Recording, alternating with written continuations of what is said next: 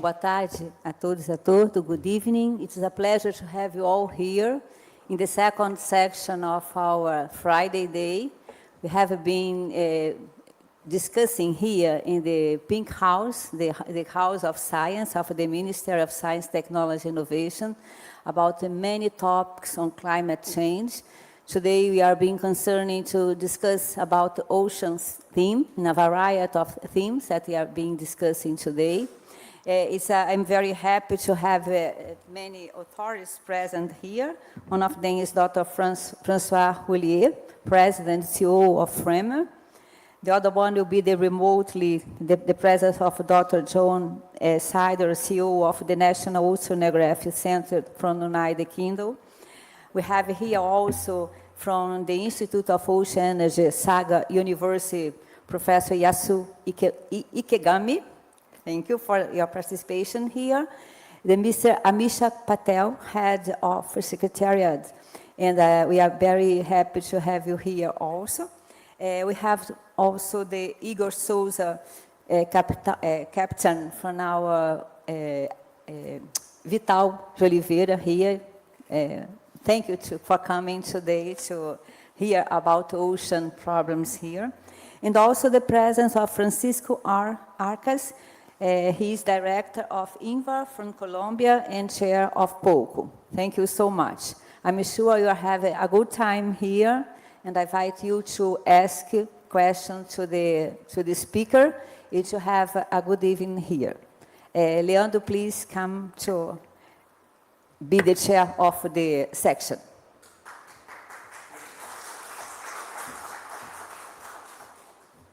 Hello, everyone. I'll switch to Portuguese quite rapidly, then I'll go back to English. Boa tarde a todos. Vamos ter uma sessão à tarde muito focada no oceano. É um prazer que todos estejam aqui. Vou sortear com vocês, mas temos 3 pessoas fenomenais que também vão coordenar com a gente o oceano, principalmente o diretor Segen, o diretor Andrei e a diretora Janice. E vamos tratar de oceanos e zonas costeiras ao longo do dia. So, back into English as well. So we'll have a busy afternoon talking about the ocean and coastal zone. And I'll ask for Director Segen from our Blue Jewel INPO to come for the first session regarding transition offshore renewable. Thank you.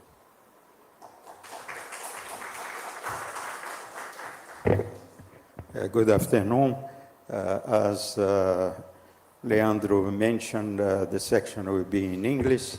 We have a transmission by the Minister of Science and Technology channels. I'd like to invite Mrs. Amisha Patel to come with us here, and Professor Ikegami to be here with us in this panel.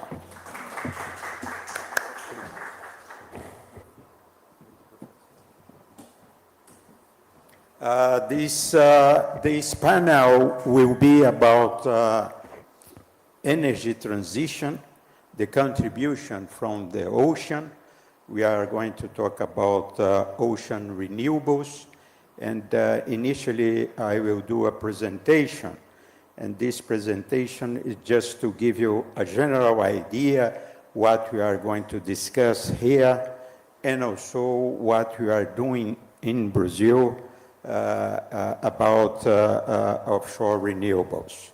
And after, I will pass to Professor Ikegami and then to Mrs. Amisha Patel. I'm the General Director of the National Institute for Ocean Research, and our guests are Professor Ikegami, that is the Director of the Institute of Ocean Energy, Saga University, Japan, is Japanese delegate on Executive Committee of International Energy Agency for Ocean Energy Systems, and he is the leader of Task 11 that has to do with the status of OTEC and resource assessment. He is also a delegate in the International Electrotechnical Commission, the Technical Commission on OTEC, the thermal energy conversion, and the chair of the Executive Committee of Ocean Thermal Energy Association since 2020. Mrs. Amisha Patel has over 20 years of global experience in energy and marine renewables. She had worked across Europe, Asia, Middle East, North Africa, and United States, advising governments on offshore wind strategy and energy policy. Prior to the Global Offshore Wind Alliance, Mrs. Amisha was Group Head of Public Affairs and Policy at Mainstream Renewable Power and held senior roles at different companies. She has also served on several international industry boards, including Offshore Wind California and the Marine Alliance Blue Tech Cluster. Then the first stage, it's my presentation. I ask to put the presentation here, please.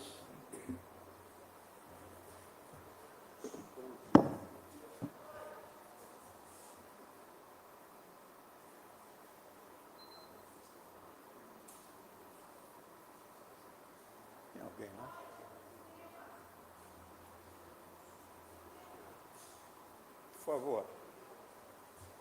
No. It's not this one. This is the second one, this one.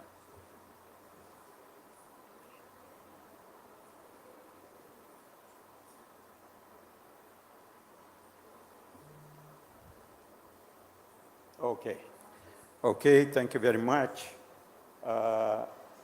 That's my presentation on offshore renewables for energy transition. Talk a little bit status and perspectives in Brazil. And há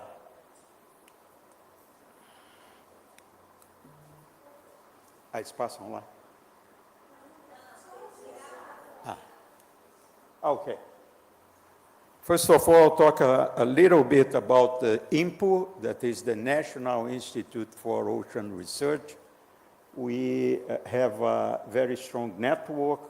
It means 30 universities, 18 companies, 9 specialized research groups, and 6 societies for scientific and technical development.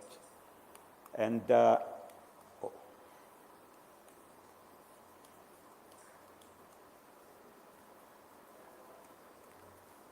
okay, it's too much, yeah. We have 4 scientific areas. Our 4 pillars are large-scale ocean circulation, applied marine biodiversity, deep ocean, and technology and innovation. In fact, what we are talking today has to do with this last group of areas, specific areas, the offshore renewable energy. Yeah, and then we go, trying to go. Okay. When we talk about the Brazilian metrics, it's quite interesting when we compare the Brazilian energy consumption with the world as a whole.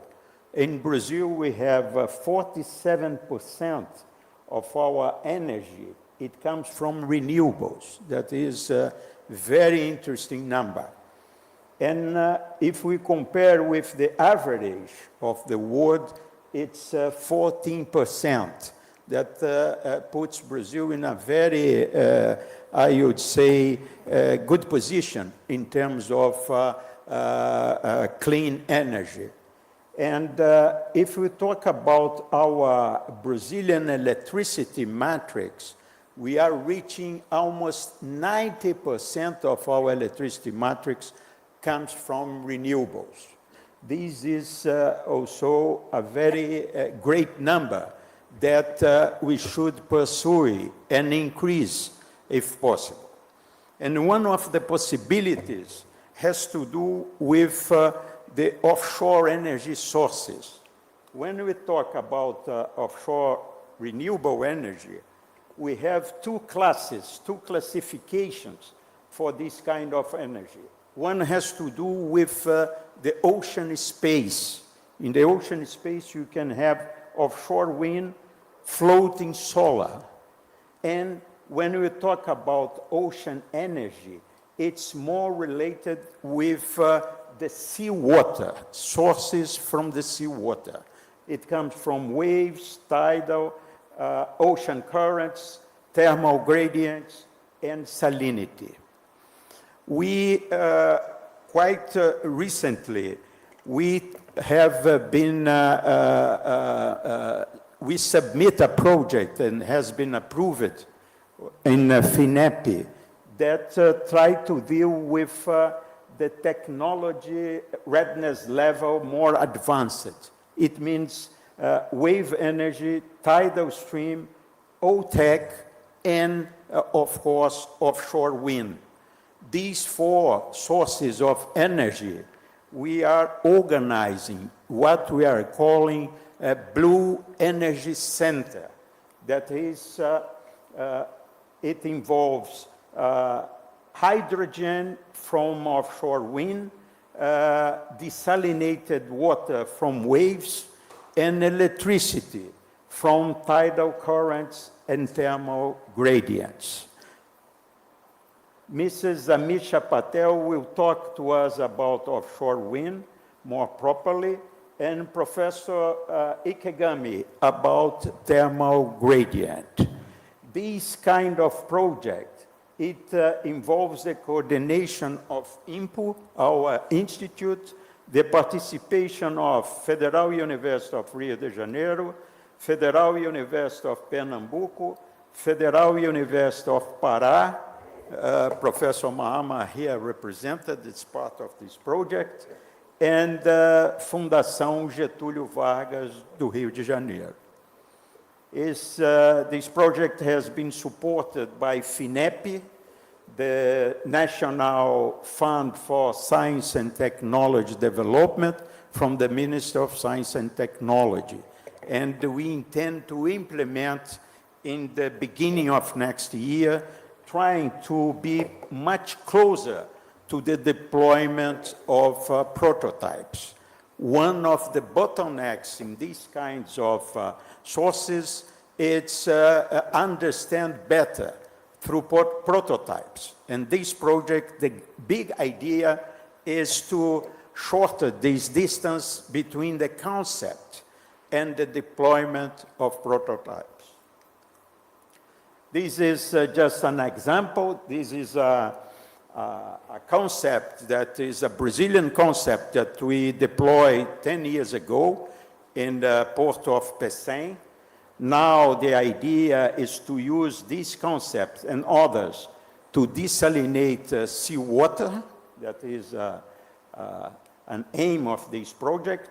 The other one is directly connected with this region here, the Amazon region, especially the coast of the Amazon region through the Federal University of Pará. The idea is to install turbines in some areas that could be used by the communities to generate electricity from clean sources instead of diesel consuming.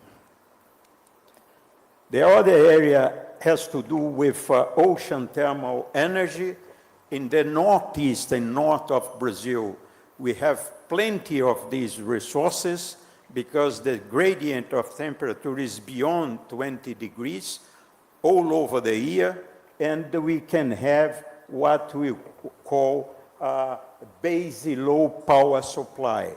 That means there is no intermittence in this kind of energy. And finally, offshore wind. We know that in Brazil, the northeast, the southeast, and the south is very rich in terms of winds, and we can use these winds not only for electricity consuming, electricity production, but also to produce hydrogen. And the idea of hydrogen, it's a kind of storage that we can have from this wind power. This is an area that we intend to explore in the coming years. One bottleneck for this kind of energy, the wind power, it's the shipyards to build these structures, the substructures. And the substructures different from the big ships that will build in 2 and 3 years. We should build a substructure like this in maybe 2 weeks each. That is a big challenge for our infrastructure. And we must think differently from the conventional shipyards. This is another area that we have been working. We developed this substructure in concrete to be competitive, cost-effective, and to try to have a short time of construction. This is quite important, especially for Brazil. And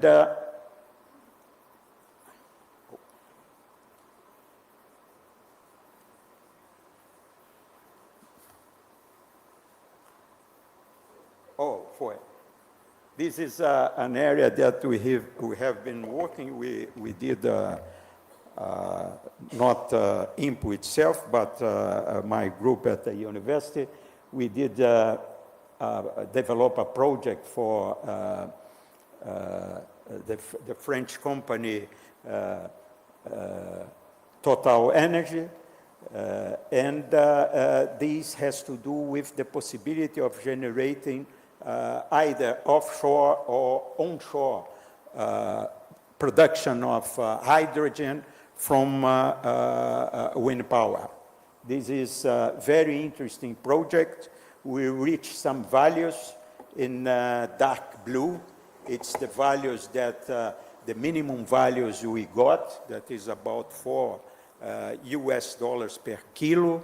This compare with the state of the art all over the world. I compare recently with the Chinese guys there, and the price is the same. It means that we need additional efforts to drop these costs and to be more competitive with other sources. That's what I would like to show you. In my conclusion here, all offshore renewable sources are abundant worldwide, and conversion technologies must consider the specific environment. Then there is different kinds of concepts to be evaluated. Prototype deployments are of paramount importance to attract large-scale investors. Low-carbon hydrogen and desalinated water from offshore renewables are promising technology to be explored in near future. And INPO Blue Energy Center will accelerate the phases between prototype concept and detailed design for deployment.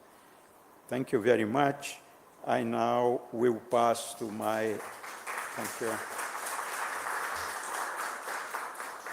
After this overview, I invite Professor Ikegami for his presentation. We have to point there, these two.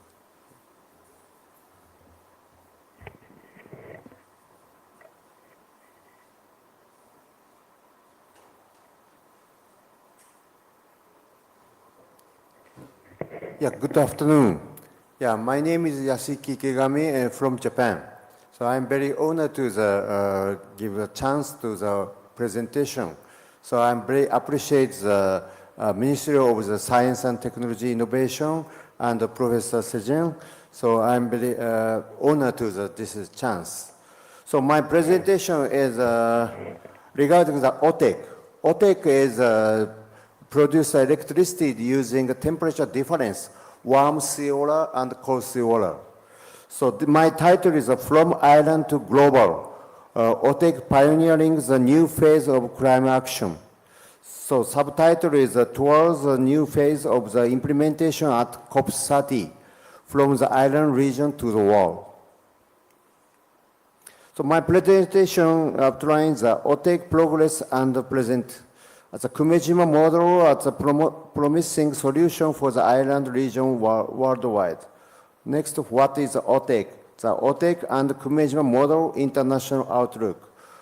Finally, proposal for advancing ocean innovation originated from the island region.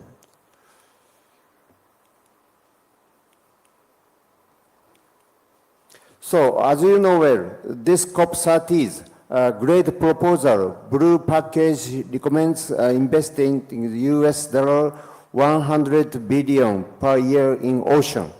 So our technology regarding this proposal, we can contribute to energy transition and sustainable use of ocean resources and protect coral reef using our technologies.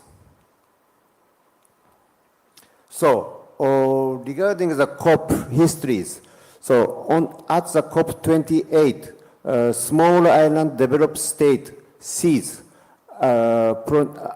press release. It's a disparate situation as we have a little space left to deploy land-based solar PV and wind to meet our energy needs. The ocean is our resources of the last resort. After this press release, so very watch the ocean energies accelerated. On this press release, so $500 million US investment requested. So in this press release, requested the big two projects. One project is a Kumejima model for the island. Kumejima model as a one promising solution for addressing the critical challenging faced by island region worldwide. Another big project is a floating OTEC.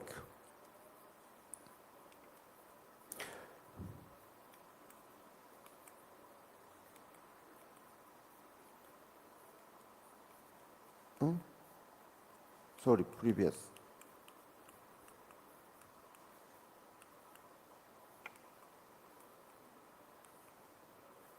So, next, last year, COP29, so as Japanese government introduced on the offshore virtual pavilion, the Saga University and OTEC and Kumejima model. If you're interested, please reach to the YouTube. Then we have fortunately have a chance to the COP30's presentation.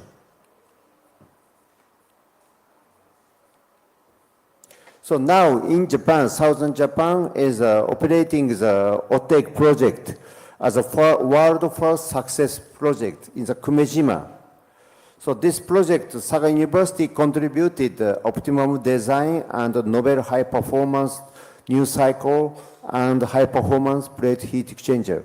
This project is a world first demonstration is success and already connected private electric companies and 5 years continuous operation. So Kumejima is a southern Japan, 7,000 population, very small island.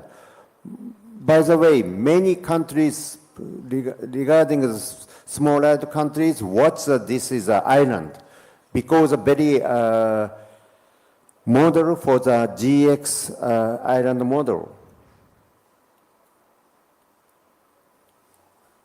So Kumejima model is not only energy. They contributed protect the coral and the water, desalinated water, agriculture, aquaculture, and cosmetic. This is already existing industry in Kumejima. So this deep sea water industry is production is $20 million US. This industry is 2 times the sugarcane industries. In this small island, very important, these industries using deep sea water. So, and Kumejima announcement, the going carbon neutral using OTEC and solar PV. So OTEC has a characteristic, the base load, 24 hours constant produce, because ocean temperature is constant. So we can become the base load and solar PV and batteries. First 1 megawatt OTEC, then 5 megawatt OTEC is the planning until 2040.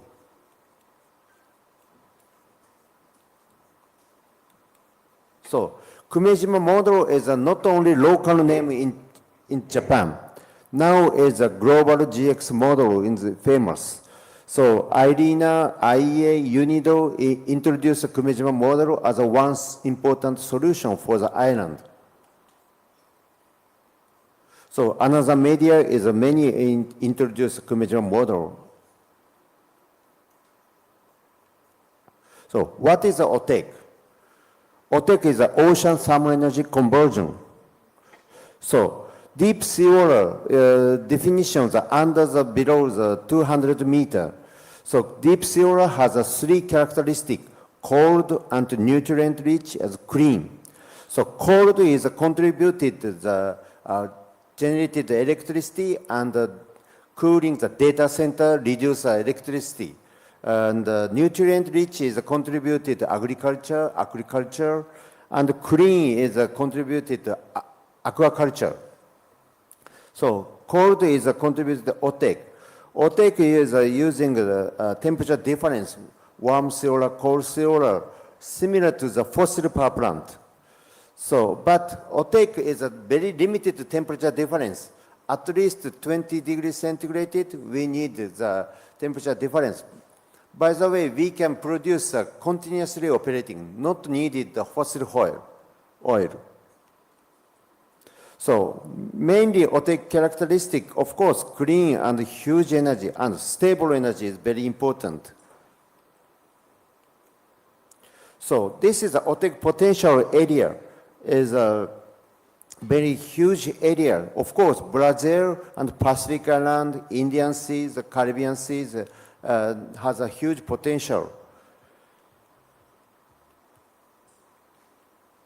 So this is the IEA OES is introduced going OTEC project.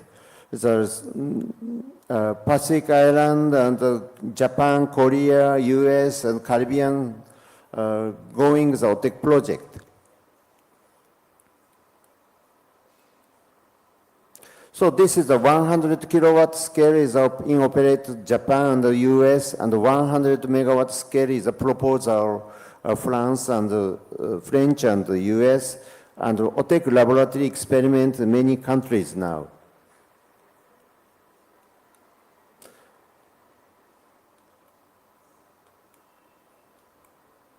By the way, in Brazil has a huge potential OTEC because Brazil has a blue ocean, Amazon. Amazon has a high potential of OTEC. So now we are focused on the Fernando Island. Fernando Island is a very high potential for the OTEC because large temperature difference and short distance to the reach to the deep sea water.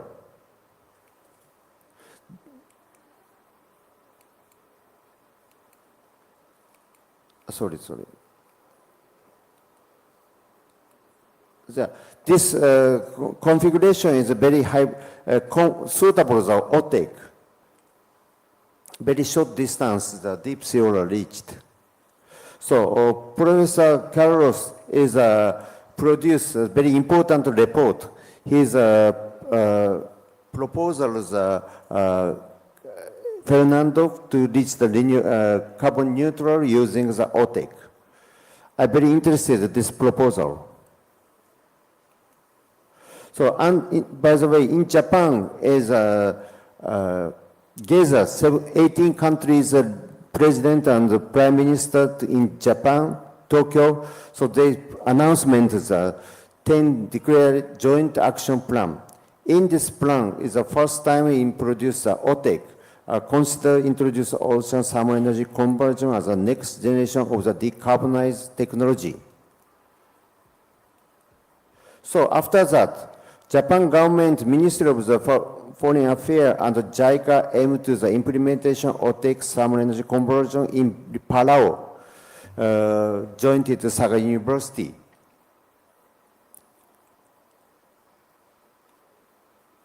Now, JICA is planning this is a byproduct societies using OTEC and deep solar in Palau. So now, already implementations agriculture, demonstration and progress hydroponic calculation of the leaf vegetable using thermal property of the deep solar in the Republic Palau. Only 9 days grew up the leaf. This area is a very hot area, but grew up the leaf vegetable. Very important, very short time. So young student is prepares this one. So after that, this is a sailing. So Republic Palau people is very glad to eating this fresh vegetable. Only sold cooling by deep solar. And JICA and JST Satreps hybrid OTEC is implementation of Malaysia with Japan and Malaysia government.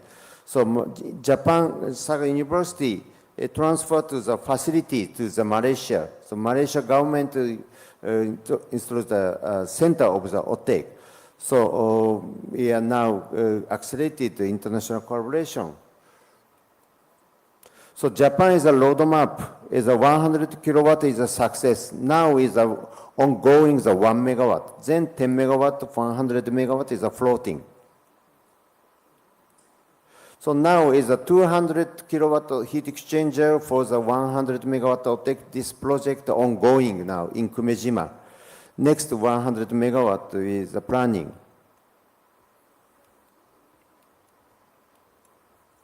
So deep solar industries, shrimp, sea grape, so using deep solar potential.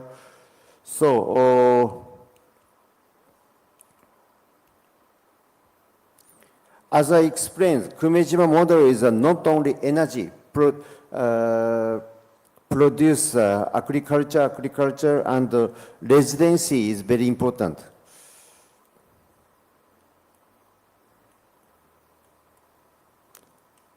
So, OTEC economies, small OTEC is not economically, at least over the 1 megawatt. So, over the 10 megawatt, 100 megawatt, very reach to the fossil power plant and the nuclear power plant is similar. So, but by the way, this is the implementation of the OTEC. Intake tube is very important, very expensive. So finally, I want to propose towards a new phase of the implementation at the COP30 from the island region to the world. So now is many countries implementation intake tube. So after intake tube, we can using the deep ocean resources.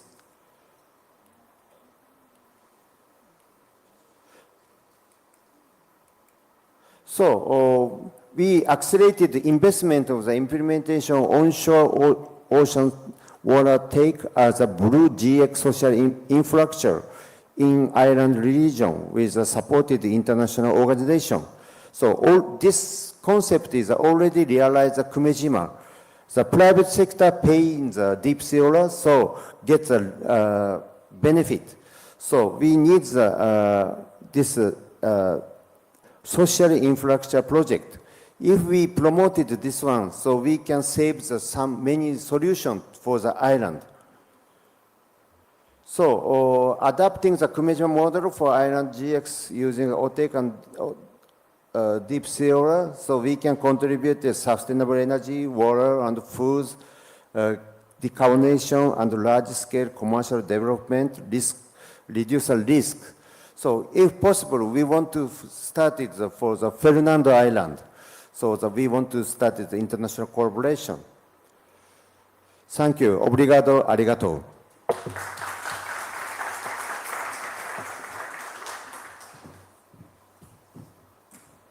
Thank you, Professor Ikegami. I'd like to invite Mrs. Amisha Patel for a presentation.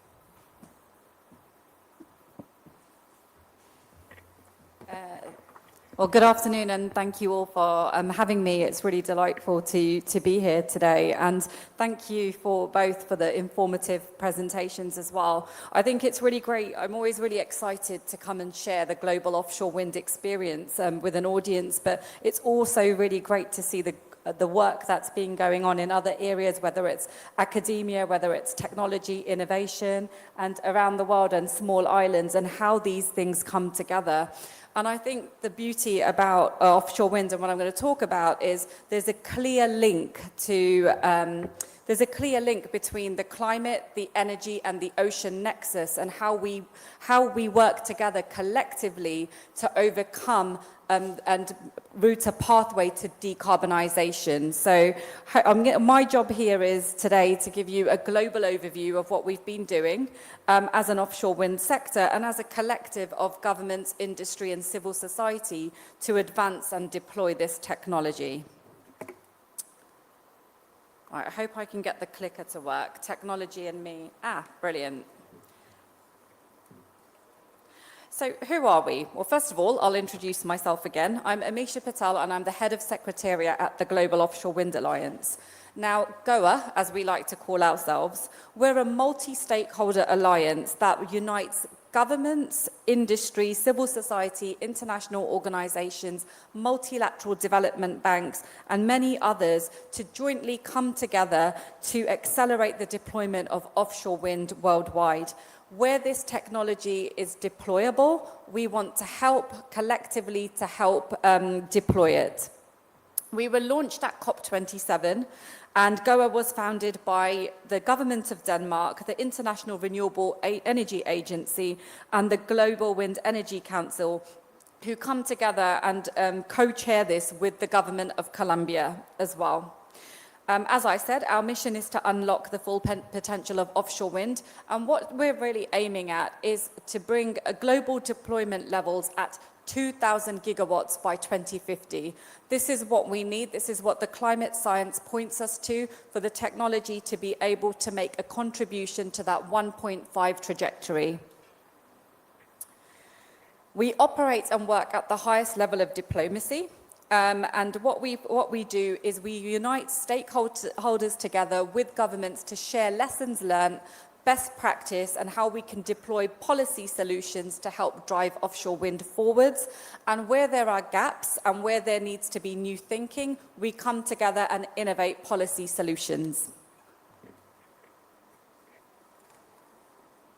Just to give you an idea, our membership is currently 27 governments strong, and you will see there that Brazil is also a member of the Global Offshore Wind Alliance and made a commitment to our call for action back at COP28, and we're really, really delighted to see the progress nationally and also with the enactment of the Offshore Wind Act moving forwards, and also with the pilot projects that are progressing over in Brazil as well, and we're really, really looking forward to see how this journey unlocks.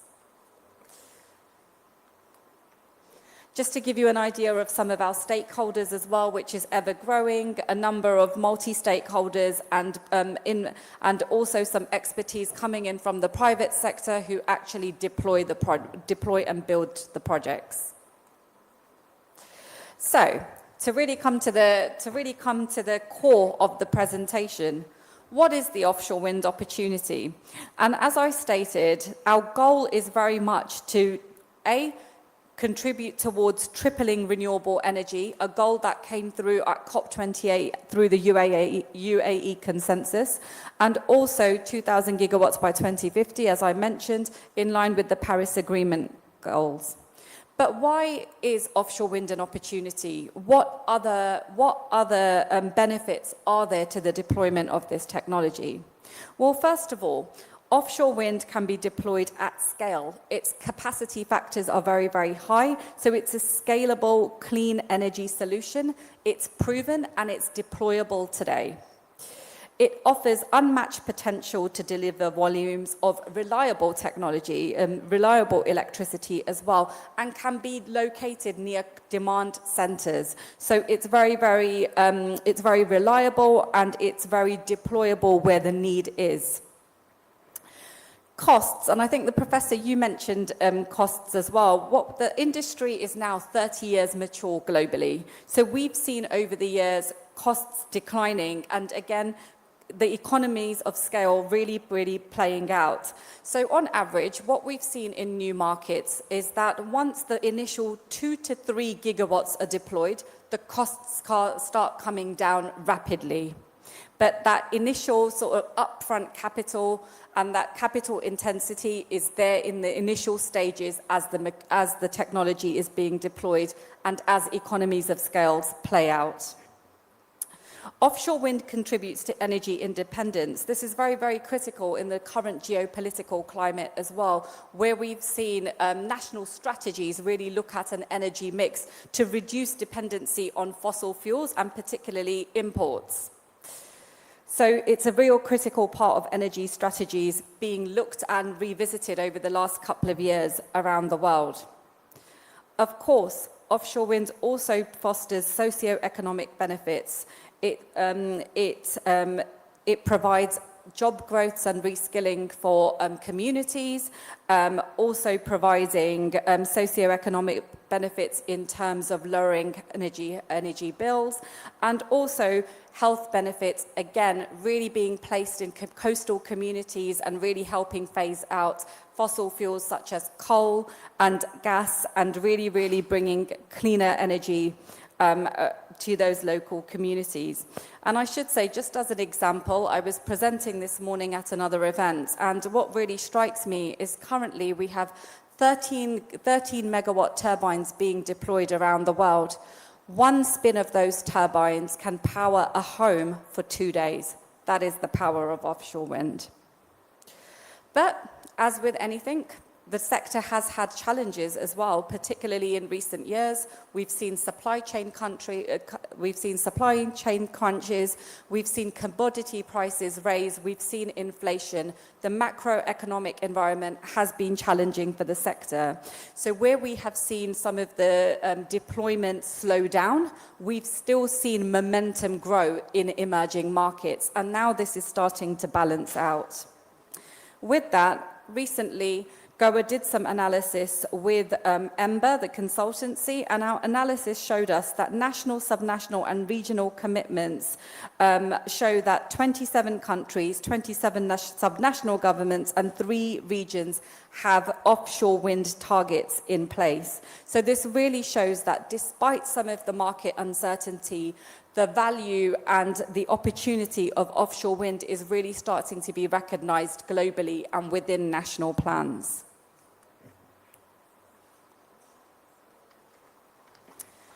So, just to give a few statements of, as to how that plays out. Whilst challenges remain, offshore wind is now moving towards a new era. There's more gigawatts of offshore wind under construction than ever before. There were more gigawatts awarded in auction capacity last year than ever.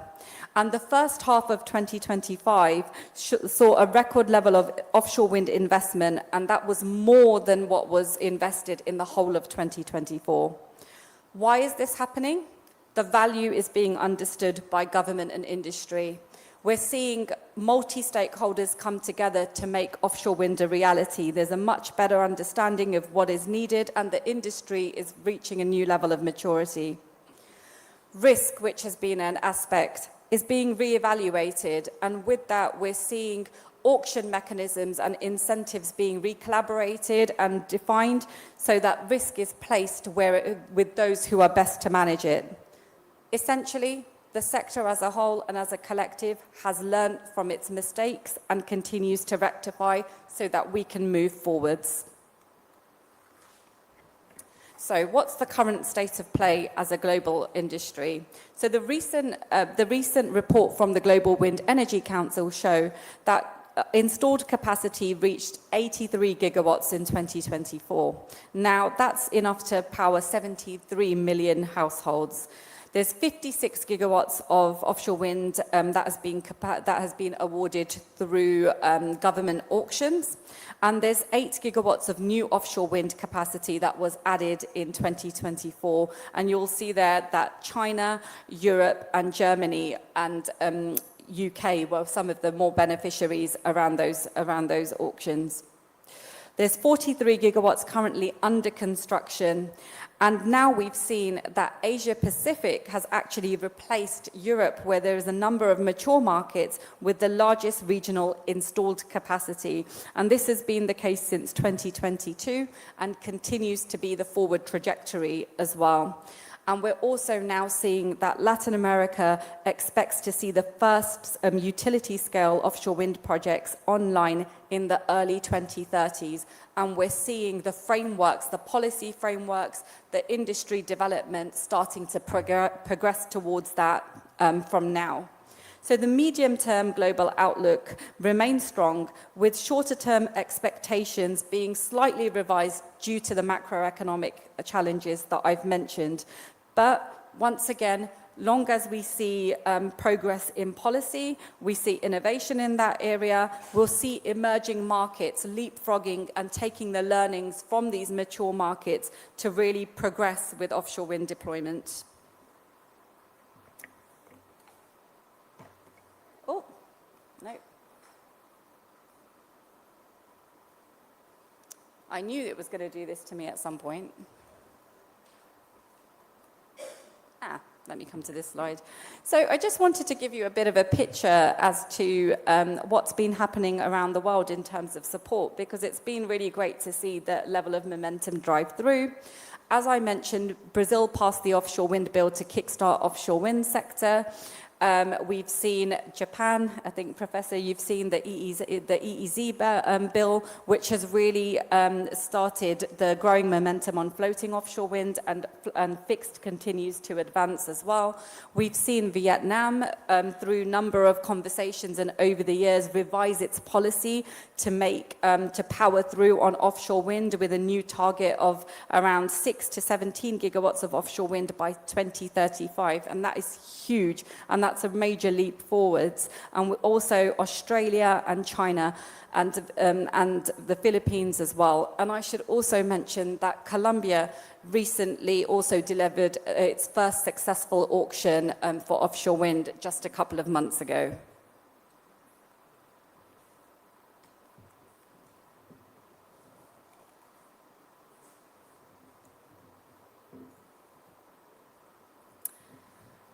And as I mentioned, just to give you an idea there as well, Asia Pacific is positioned to experience the largest growth of wind energy, particularly in this crunch period and the lead up to the end of this decade, and also in the middle of the 2030s as well.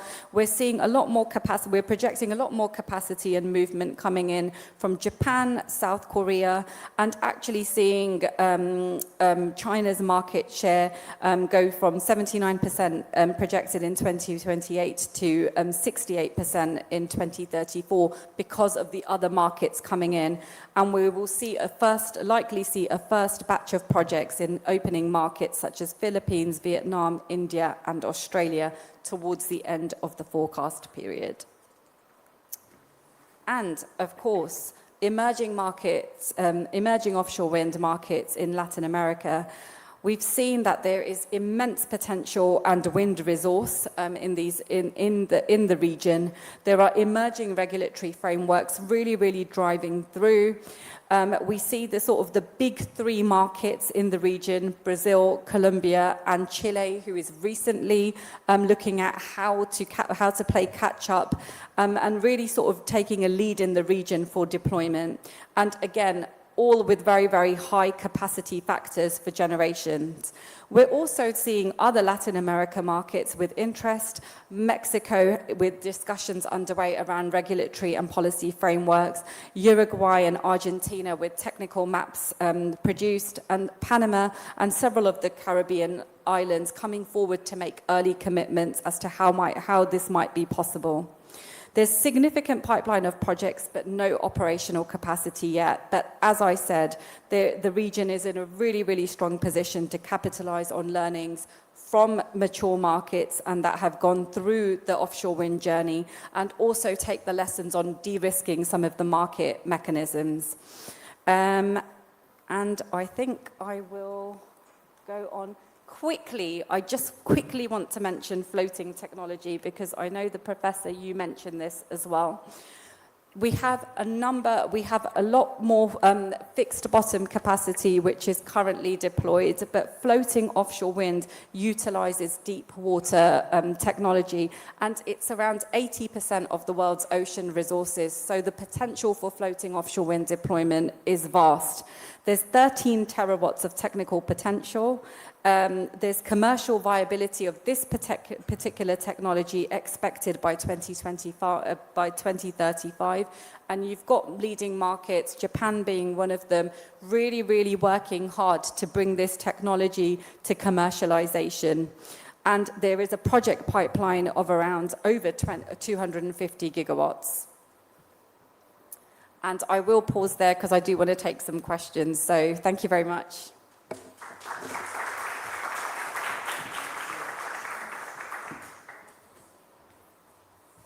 Thank you very much, Mrs. Amisha Patel. We have time just for 2 questions. Is there any? Please, 1 question. I don't know if you have questions. I will make a question then to Mrs. Amisha Patel. We have been discussing in Brazil now in the context of the marine spatial planning, the impacts on coastal communities. I would like to hear your comments about this, in terms of offshore wind, of course. Hello? Okay. No, thank you. And I think you pick up on a very critical point here, because marine spatial planning is a really, really critical step with offshore wind deployment. We've seen that where there is successful deployment globally, there has always been a very extensive marine spatial planning exercise taking place. Coexistence is very, very important. So this is really in sort of with defense, with Navy, with fisheries, with coastal communities and all ocean users. But we've also seen quite an evolution of some of the policy mechanisms and some of the approaches to this. So you'll see different approaches and different sort of mechanisms when it comes to the market, really, really adapted to local nuances. But we're also seeing I guess now in terms of some of the auction designs, whether it's for the actual leases or whether it's for the offtake, very, very strong sustainability criteria moving forwards to ensure that these benefits and this harmonization of coexistence is really, really met when deployment comes forward. So I think the sector over the last 30 years has really moved from sort of looking at mitigating impacts to actually delivering nature positive benefits to local communities and to the environment in itself as well. Thank you very much. And my last question to Professor Ikegami, when we will have OTEC in Fernando de Noronha, when you think we could have? Yeah, so with as soon as possible, I want to start the pre-feasibility study of the Fernando of the OTEC. So after that, within 3 years or 4 years, we can realize there. Thank you very much. And it was a pleasure to welcome here both of you in our panel today. Thank you.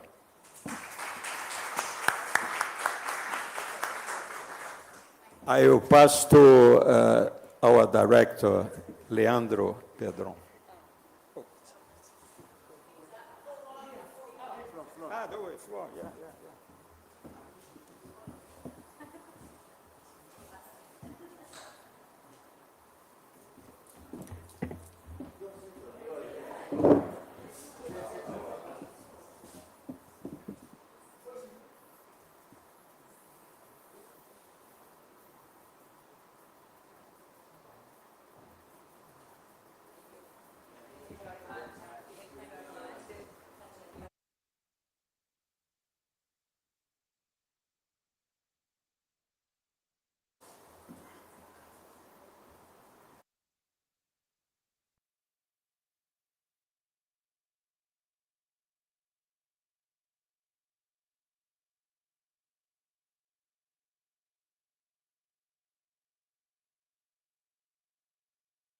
And regarding blue economy and climate change, now ask for the director, Andrei, to come here.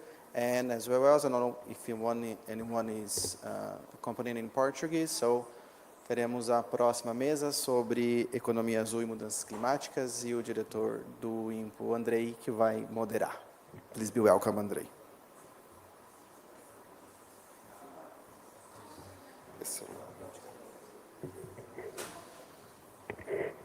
Good afternoon. We're going to keep the program tidy, and I would like to first thank you very much for this session. We will be having two colleagues online. Are they online? As pessoas estão online já? Okay. So, let me briefly introduce you. This session will bring together leaders from industry, international organizations, development, finance, and academia to discuss how we can align economic development with climate action in the ocean in terms of the blue economy. Half of our panelists are here, but half are online with us, and I thank them very much because you will know soon. I would like the ones who are here to join us. So please, I welcome Mr. Nabil Kadri. He is the superintendent of the Environment Division of the BNDES, the Brazilian National Bank for Economic Development. Welcome, Nabil. Nabil oversees major strategic agendas, including the Amazon Fund, Climate Fund, Biodiversity, Native Forest and Ocean initiatives, such as the Blue BNDES or BNDES Azul, focused on the ocean. He holds a Master's in Public Administration from Fundação Getúlio Vargas and has served across multiple federal and state public policies. So thank you, Nabil, for being with us. I also would like to invite Flávio Andrade. Flávio is the CEO and founder of Ocean Pact. He is a naval engineer from the Federal University of Rio de Janeiro and has more than 30 years of experience in ocean-related industries. Thank you for... Welcome, Flávio. Flávio leads Ocean Pact, which is a Brazilian maritime services company listed under the B3 stock exchange, with executive training from Federal University of Rio de Janeiro and Harvard Business School. And as a lifelong sailor and amateur diver, Flávio brings a strategic, hands-on perspective on the ocean economy. So thank you very much, Flávio, for joining us. Now, turning to our online special guests, I would like first to introduce to you all Madame Claire Joly, who is the head of Ocean Economy and Space Economy at the OECD's Director for Science, Technology and Innovation. Claire leads research and analysis on the innovation and economic dimensions of two crucial frontier domains, the ocean and outer space. With a strong background in business and policy analysis, she has authored more than 60 publications on the evolution and economic impacts of science and technology-intensive sectors. Her academic training spans international economics and aerospace engineering, complemented by executive programs at Singularity University. Claire also spearheaded the recent OECD report, The Ocean Economy to 2050, which highlights important trends in ocean economy. Bienvenue, Claire, and thank you very much for joining us. I know it's really late in Paris. And finally, my utmost pleasure to welcome online Professor Michel Voyer, who is an associate professor and principal research fellow at ANCHORS, the Australian National Centre for Ocean Resources and Security at the University of Wollongong, where she holds the Kira Chair in Energy Futures. With a decade of experience in Australian state and federal agencies, Michelle's research focuses on the human dimensions of marine conservation, social science perspectives on resource management, and the governance challenges of the blue economy. She emphasizes participation, engagement, and co-creation by local communities and indigenous peoples in both emerging and established maritime sectors. Michelle, thank you so much for your participation. I know you live in the future, so it's about 4 a.m. in Australia right now, so thank you very much for joining us. Okay, so let's keep this on time. I'm very pleased to moderate the session because the idea is not to have slides, so thank you, the participants, for bearing with us, but it is actually to open a dialogue on the main issue, what is a blue economy in a changing climate, from different perspectives, and how can we promote this in the future. So I propose to the participants and panelists 2 rounds of questions and answers. So each of you will have 5 minutes, and thank you very much for providing your answers. And I will start right now. Thank you. So Claire, online, up to you. From the OECD's perspective, which global shifts are most likely to define the future of the blue economy under a changing climate? The floor is yours, Claire. Thank you.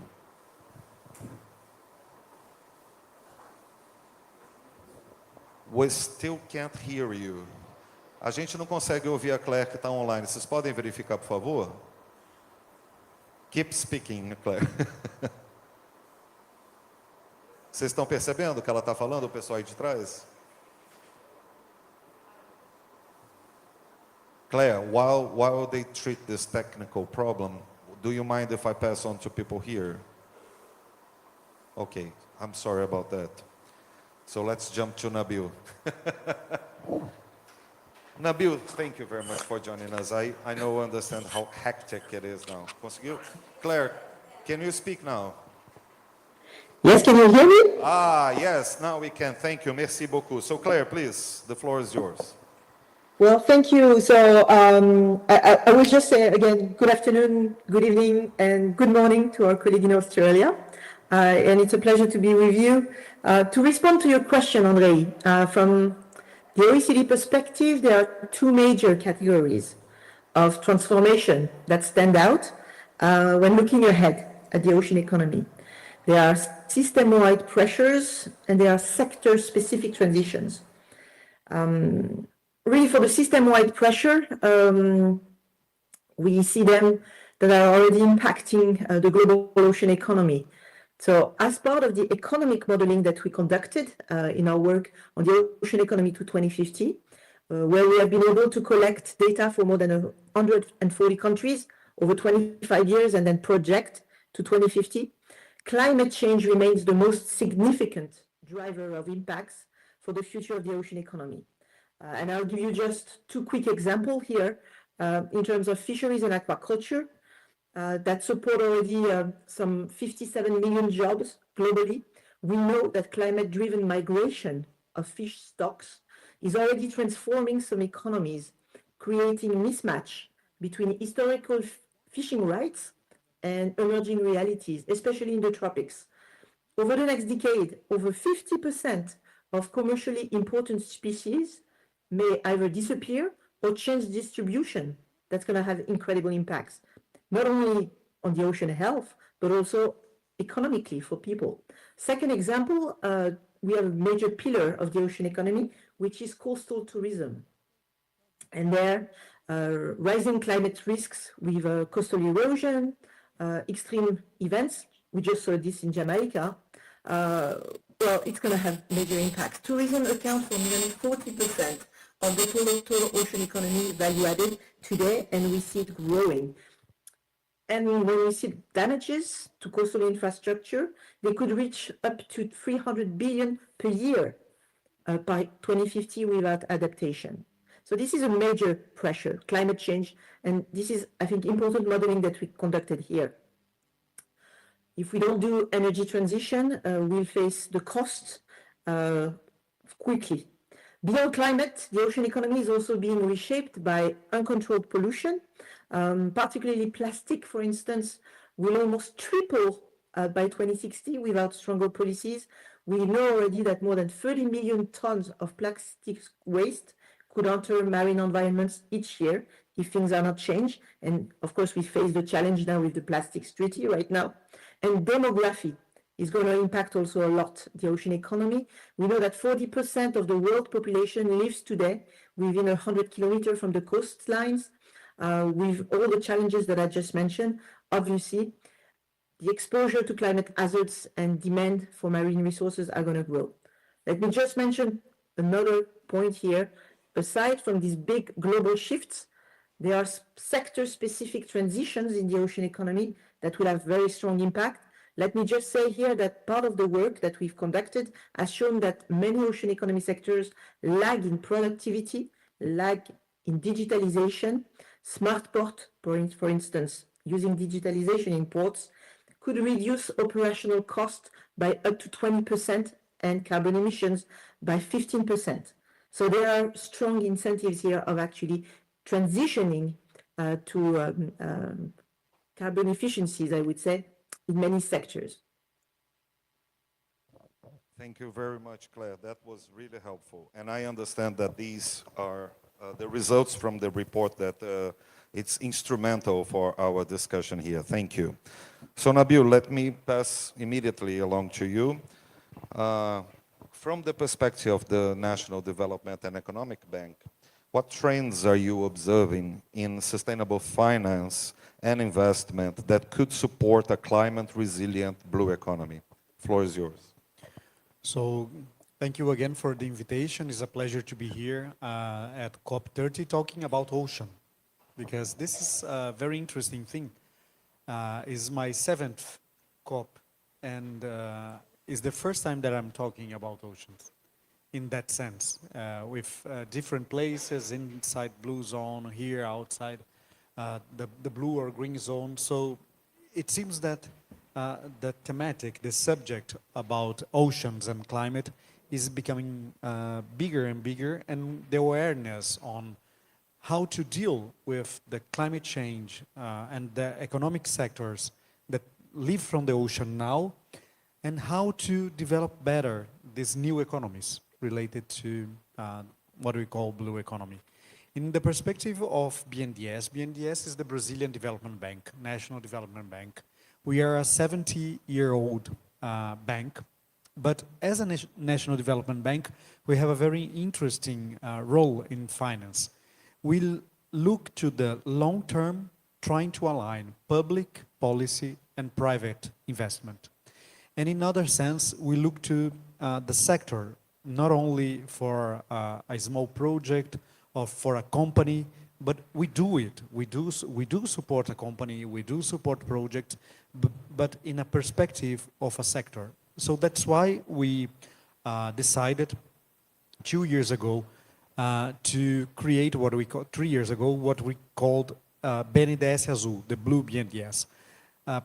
We were supporting for more than 3 decades ships and all the, I can say, the old ocean economy.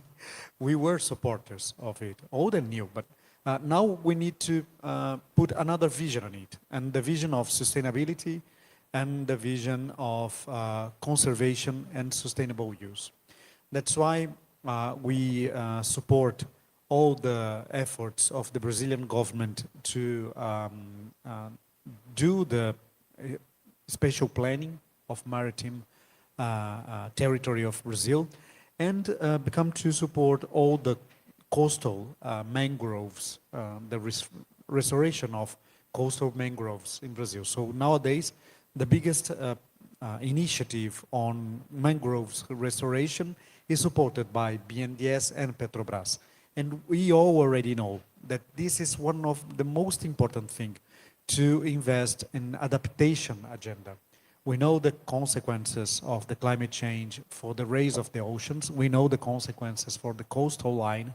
We know the consequences for all these people that live in the coastal of Brazil. Brazil is a country that we have almost all people at the country living in 200 kilometers from the ocean. So how to diminish these impacts? And we know that mangroves are a big nature-based solution for adaptation, for example, and we are investing on it.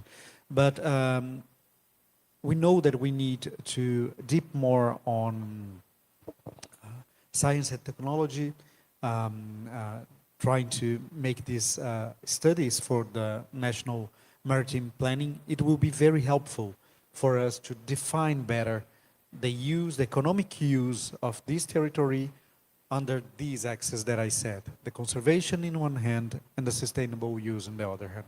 So this is the importance to have a national development bank working with this agenda, looking to the future of the oceans and climate and the people that live from the ocean and for the ocean. So thank you again, Andrei. I thank you, Nabil. Very inspiring. Now turning back to online, actually turning back to the future. Michelle, please. What do you see as the most urgent or emerging themes in academia that should directly inform decision-making related to blue economy and blue justice? The floor is yours. Thank you. Thank you very much, Andrei. Can you hear me okay? Yes, perfectly. Thank you. Wonderful. So yes, good morning from tomorrow to everyone in the room. I'm very pleased to be here. Thank you for having me. I think Claire did a fabulous job of just highlighting the scale of the challenges that we're facing, these compounding and cascading challenges that cut across biodiversity loss, climate change, declines in social cohesion. The problems that we're facing are really huge, and academia has, I think, been responding and needs to respond in a range of different ways. So I think, in particular, I think we are seeing a very strong and necessary trend towards more interdisciplinary and transdisciplinary research, which recognises the full system and recognises the range of different disciplinary responses that will be required at the system scale. And I think another thing that I think academia is starting to embrace a little bit more is a movement where I think as academics and researchers we're often quite good at problem definition and critique, but I think academia is increasingly recognising the need to get its hands dirty and to be involved in the innovation that's required, because often as researchers we can take risks and experiment in ways that perhaps government and industry are more constrained in doing. So in terms of just trying to move into that solutions focus and look at social and policy innovations as well as the technical innovations and trying to bring them together to see how we can contribute to transformative ocean governance. So I think that's a really necessary and important trend that we're starting to see emerge within academia. And I think one of the examples of this that's starting to gain traction a lot in this blue economy space is the idea of restorative or regenerative blue economies. Nature-based solutions, we're seeing a lot of this language emerging now. It's really welcome language. It's a shift away from purely extractive models of governance. But I think we've still got a long way to go and a lot of work to do to kind of catch the reality up to the rhetoric and focus on the practicalities of what that looks like on the ground. And particularly the work that we've been doing here in Australia is really been focused on some of the place-based approaches to that. So engaging with local communities to be involved in driving that change. And very quickly, I'd just also reference the need to kind of operationalise some of these big principles and ideas that we know are really important for a truly transformative blue economy, and particularly in the space of equity. So equity is often the forgotten cousin of economic growth and sustainability, and that's partly because it is a very complex subject. It's hard to really think about the practicalities of operationalising, and so there is a growing movement of academics across the world that are really putting a lot of emphasis on focusing on defining equity and identifying practical ways to operationalise equity as we develop sustainable blue economies. Thank you very much, Michelle. Indeed, academia is a key component of all of this, as Nabil has already pointed out, science and technology, but also academic critique, even in terms of the definitions and how we actually can improve the measurements of the things that we bring along to decision makers will be certainly very much important. And now I would like to turn to Flavio, because Flavio is a hands-on from academia straight to the business, and now he lives and breathes blue economy in a daily life. So Flavio, would you please tell us how can knowledge from the private sector strategies and operational planning in maritime industries inform decisions on a changing blue economy? Thank you. Thank you, Andrei. Thank you, Claire, Michelle, Nabil. Thank you, everybody. So, actually, it is very interesting, as you mentioned, me being a hands-on blue economy player. We have been trying in Ocean Pact to understand what our customers are needing and trying to focus on what kind of solutions we will be able to offer. Both, as Claire mentioned, so in the efficiency, so gaining efficiency on our ships. So we operate 25 offshore going vessels. So efficiency is, of course, number one, to help our customers decarbonize. So remembering that the fuel is paid by them, so they fuel our vessels, we operate.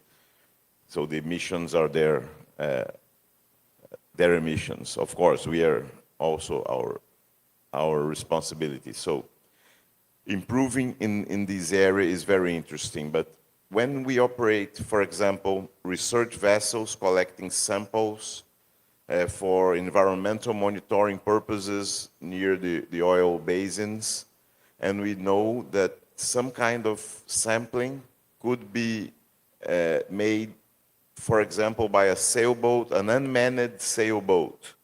So we would be focusing the existing boat, burning 4 tons of diesel per day.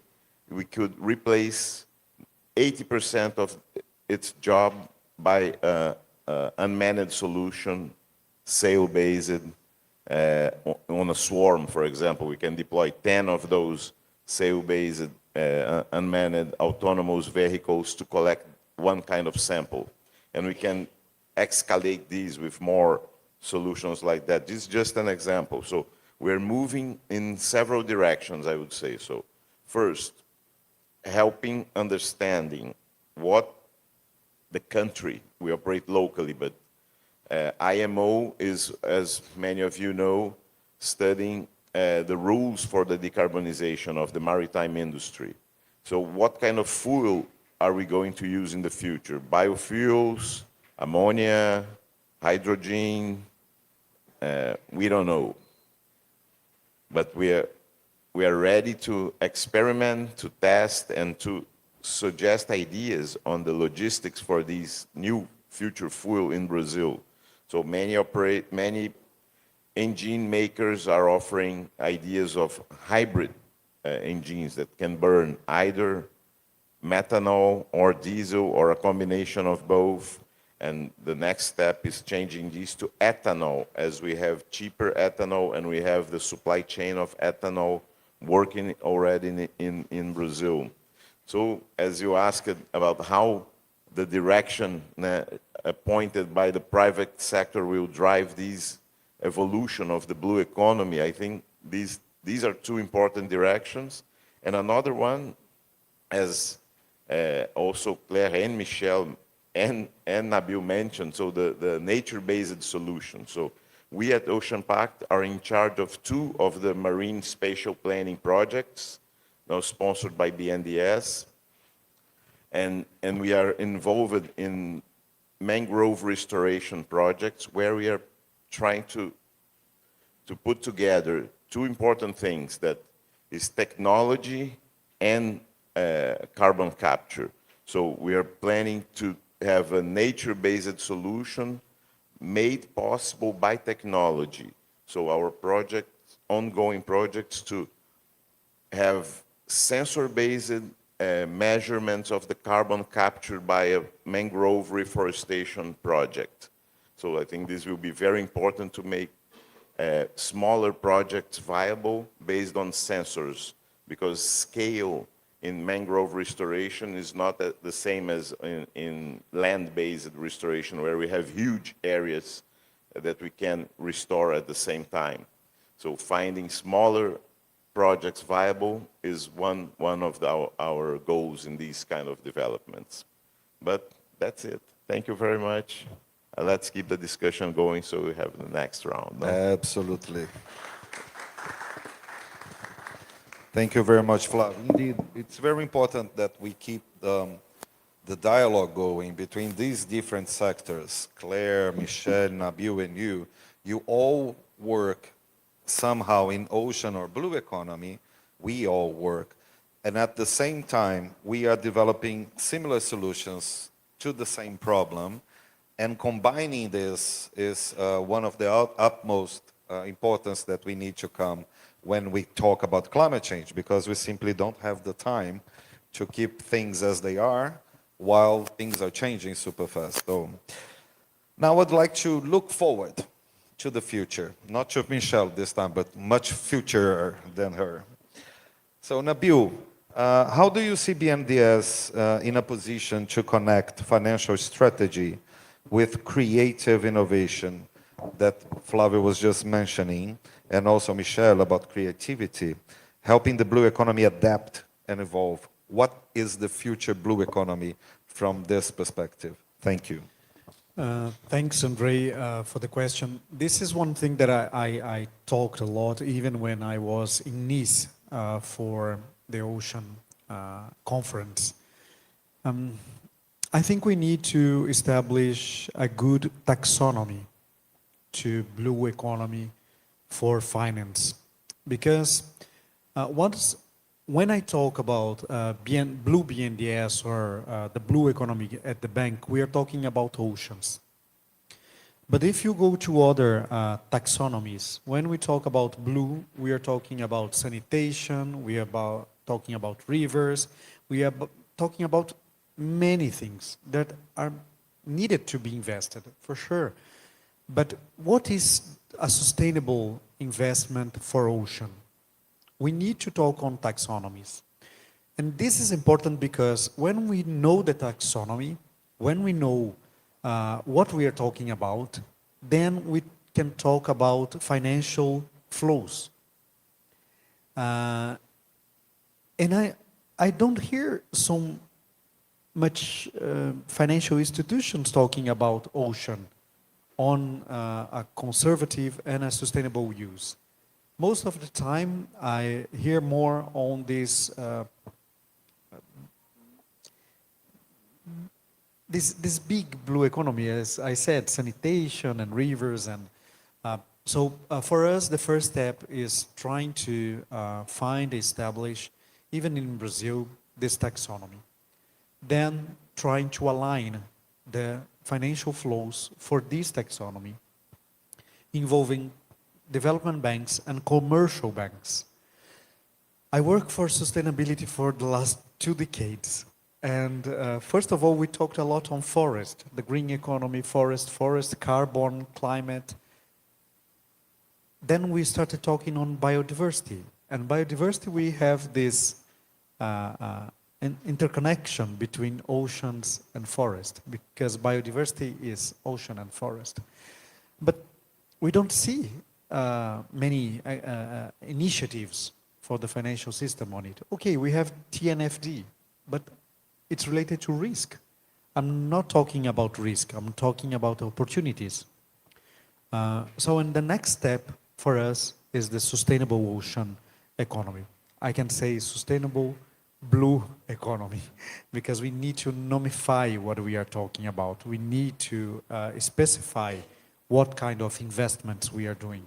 When we talk about the the blue BNDES, again, we are talking on the conservative and conservation, I can say, conservation and sustainable use of the maritime space of Brazil. So this for us is very important to see the future of finance on blue economy. Indeed, thank you very much. It makes total sense, but you're right. Before we started today, we didn't even make the definition of what blue economy we're talking about, but thank you, Nabil, for bringing that up. We are talking about a sustainable economy that happens in the ocean and out of the ocean, but is related to the ocean, but it's also just. So I'll now turn to Michelle, because her academic work reflects very much about on the people that are involved and are participating. So Michelle, drawing on your work on blue justice, how do you see the very concept of the blue economy evolving in a world of future uncertainty? And what a nice way to come from Nabil's intervention to yours, right? So thank you, Michelle, for providing us your thoughts. Yeah, absolutely. The blue economy is a concept that has been evolving ever since it was first conceptualised by small island developing states back in Rio +20. And I think one of the most recent iterations that we've seen is this kind of trend towards more regenerative and restorative blue economies. So we saw the IUCN report on this topic, I think a couple of years ago or last year, come out. And I think that trend will continue. I'm going to take the hopeful. I think there's lots of different trajectories the blue economy could take, and I'm going to take the most optimistic one, and hope that this evolution continues down this track. And I think I draw inspiration from this from some of the work that we've seen evolving in our own communities here. So we've been doing some work with South Coast Aboriginal communities here in New South Wales, Australia. And one of the things that we've learnt from that is just the value of handing over a little bit of decision making. So we've been really led by our Indigenous partners to define and articulate what their aspirations are for place-based blue economies.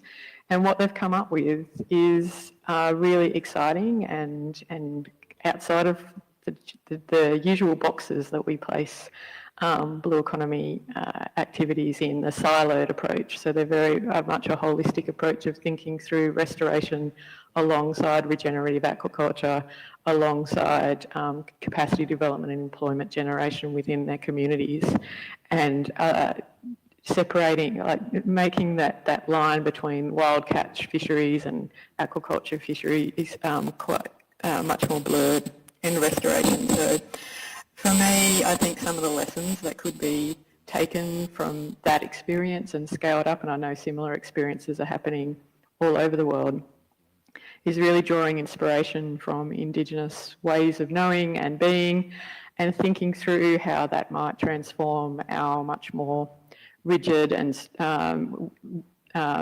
ocean governance mechanisms based on more Western science approaches. And for me, there's some real opportunities around the idea of reciprocity, so giving back, and we're seeing some of this happen with the nature-based solutions, regenerative approaches, restorative approaches, this idea that we're not just taking, that we're actually giving back when we develop blue economy activities. More relational approaches, so a much greater emphasis on participatory and negotiated solutions with community rather than consultation. We're actively engaging in co-design and negotiation and encouraging people to talk across difference rather than us all retreating to our corners and throwing weapons at each other across social media. And then I think, of course, sufficiency, the idea of only take what you need. And again, we're seeing some opportunities emerge in our rhetoric and discussion around blue economy, particularly through circular approaches and using the circular economy as an integral part of blue economy planning and development. Thank you, Michelle. Very inspiring indeed, and love to note that participation is not just consultation. So thank you. Flavio, turning back to you now. From your experience, what driving forces do you see shaping the future blue economy right now? What are the trends from the private sector? Thank you. Thank you, Andrei. So talking by heart, I think that, of course, understanding the ocean is number one to any of the other developments that we look to do. So, for example, in the past panel, the previous panel here, Professor Segen discussing on OTEC in Fernando de Noronha. And do we know already the surface temperature there for year-round for a decent period of time? No, we don't know yet. So do we from the satellites, so doing a comparison, so from the satellites we were able to understand what's going on Earth at a very great detail. So we know the deforestation, we know the temperatures, we know even the height of an iron ore pile in a staging area. So we can measure with radars from the satellites. For the ocean, there's no such thing. So we barely can understand what's going on the surface, and we know nothing about if we don't investigate, if we don't use the sensors, the research vessels, the buoys. So with technology, with this low latency satellite coverage, fast bandwidth internet available everywhere, Internet of Things. So I think we will develop lots of sensors, installing sensors on existing ships, and having more means of understanding what's going on there. So we know we need to have the 30 by 30, so protect 30% of our oceans by 2030. So the marine protected areas. But how will we protect if we don't have the means of monitoring, we don't understand, we don't know where people is fishing or not? So developing sensors and means of knowing what's going on will allow the other steps. And then, of course, energy, food, everything else will come after understanding what's there. So people start talking about subsea mining. How can we do this if we still don't know what's in there? Are we destroying important resources or not? How can we do this safely? So fortunately, they put the moratorium, and hopefully they will develop studies before ending this kind of policy. That's it. Thank you. I thank you for bringing on the issue of understanding, and that means technology, right? That means science and the need and the house of science in which we are now. Talking about blue economy is essentially talking about understanding better what are the stakes with the ocean right now, so it can be sustainable and fair. So that was brilliant. Thank you, Fabio. And we didn't talk about this before, right? So Claire, finally back to you. How can the findings from the OECD's The Ocean Economy to 2050 report help us rethink how societies govern and invest in the ocean amid climate uncertainties? What are the visions that the report and you yourself have? Thank you. So thanks. I guess one of the big item here is that uncertainty is obviously not an excuse for inaction. So we see 4 strategic priorities based on the economic modeling that we conducted that hopefully can help achieve a productive and environmentally sustainable ocean economy. You know, that goes back to the discussion around the definitions. We need more sustainability. It's crucial. So the first really strategic priority is to strengthen ocean governance, regulatory frameworks, and enforcement. That's going to be a big, I think, issue for some countries, but we need more enforcement at national and international levels based on science. So today, national territorial claims expand to nearly 40% of the global ocean. So we know that national waters often need better management with marine spatial planning and nature-based solution. We need also to monitor what goes on. I mean, we just heard exactly the same point from my colleagues there. So also the development of ocean economy account, how much a healthy ocean is bringing to my economy. That's also useful. And we see this actually can help shift some policy priorities when people realize they need healthy waters, healthy coastal waters. And at international level, and I won't expand too much on this, but we have some pragmatic agreements that are coming into force, like the WTO fisheries subsidies agreement. We will soon have the IC agreement, the BBNG, coming really into play. That's going to be very important for countries to be involved in how they set up the rules of the game, I would say. So the first one really on strengthening ocean governance, regulations, enforcement. Very important. The second one is really on promoting technological innovation and digital transformation. I mentioned that the productivity is lagging in many sectors, and that has consequences not only on their economic performance, but also on their sustainability, on the harm that they're causing to the ocean environment. So here there are a number of examples where we can see that investments can reduce really environmental externalities. Typically, for instance, when you have a better port, a smarter port, you can manage faster the containers that come into your port. The ships wait less in the coastlines with less emissions for people who live in the coastline and less risk of accidental pollution, including in nearby MPAs. So these are really concrete examples that we have with some, concrete ways for private investments to get into shape here.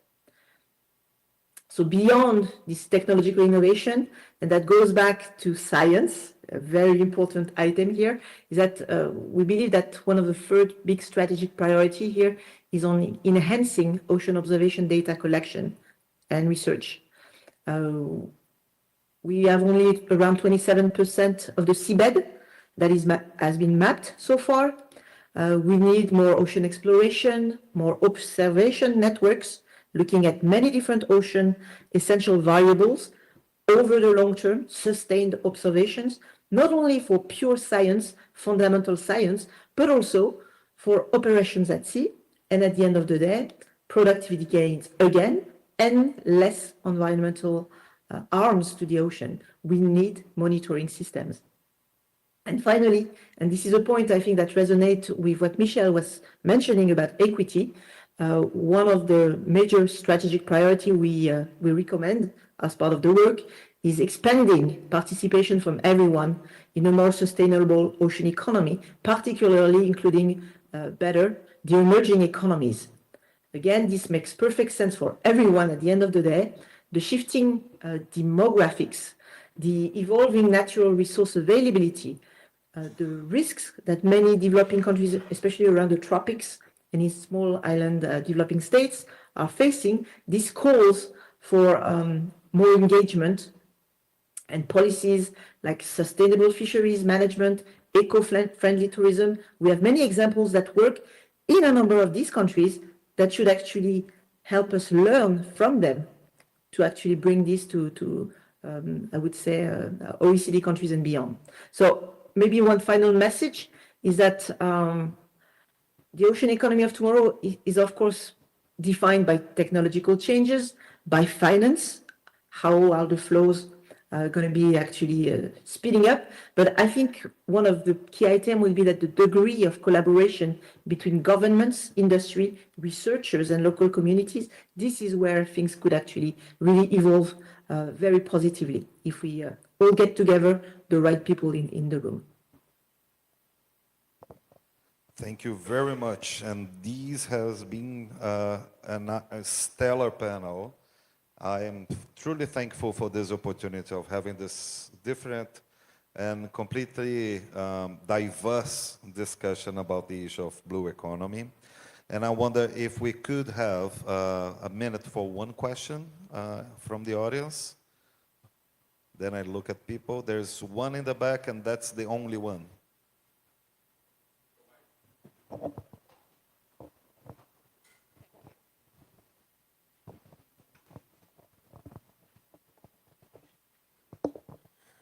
Good afternoon. Thank you for the opportunity. English is not my native language, but I try to speak in English. But also, I need to translate at the same time. You understand why. Mrs. Michelle, Miss Claire, can you hear me? Michelle, can you hear him? Okay, thank you very much. I had two fast questions. It's very simple. First em português. Tem alguma família de pescadores ou pescadora aqui? It has a fisherman or family fisherman here? No? Okay. So my question is very simple. Of course, academic discussion about science and the oceans are always very important. Definition of what is blue economy, as Mr. Nabil has spoken, is very important. What is blue economy? For whom is blue economy? So this morning, a group of indigenous people led by Chief Alessandra Manduruku spoken about the need to be heard as a part of the process of the change. Miss Michelle and Miss Claire has spoken about that. So here, I felt the absence of one of main agents in ocean protection, the fisher communities and the mangrove crab pickers. So not large companies, but the small cooperatives, since they are talking about the economy.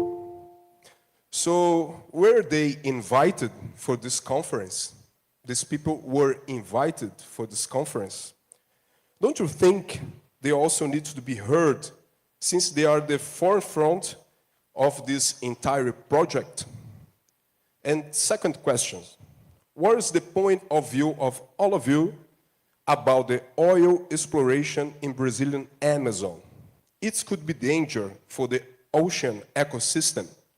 Thank you for the opportunity. All right, thank you.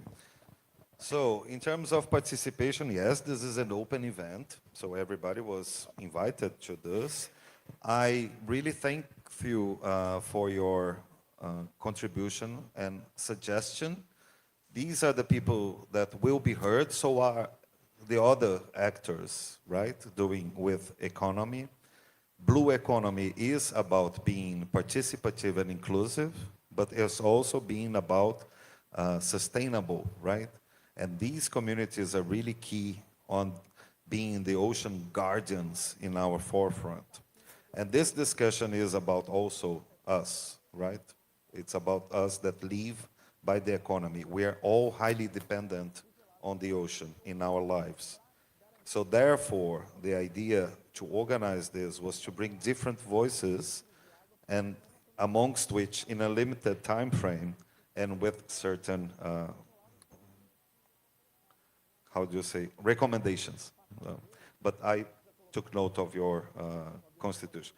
Well, about perceptions, I would like to make a final round of perceptions from the panelists on the sustainable blue economy and your final thoughts, and I'll pass along first. Can I start with Michelle online and then I'll pass here? Michelle, please. Yeah, absolutely. So one thing that I would say, going back to this idea of us moving towards more transformative models of ocean governance and more transformative models of the blue economy, is an important part of that process would be a bit of self-reflection. And so thinking about how forums like this are designed in ways that aren't necessarily inviting for all members of the community. So creating safe spaces for people to be able to come and talk in the ways that work for them is a really critical part of the process of us doing that self-reflection and transformation. So that's, I think, a bit of homework and something that needs to be taken on board in a broad sense. I don't know if that's answered the question, Andrei. Is that what you're looking for? Yeah, he was asking about the oil. Yeah.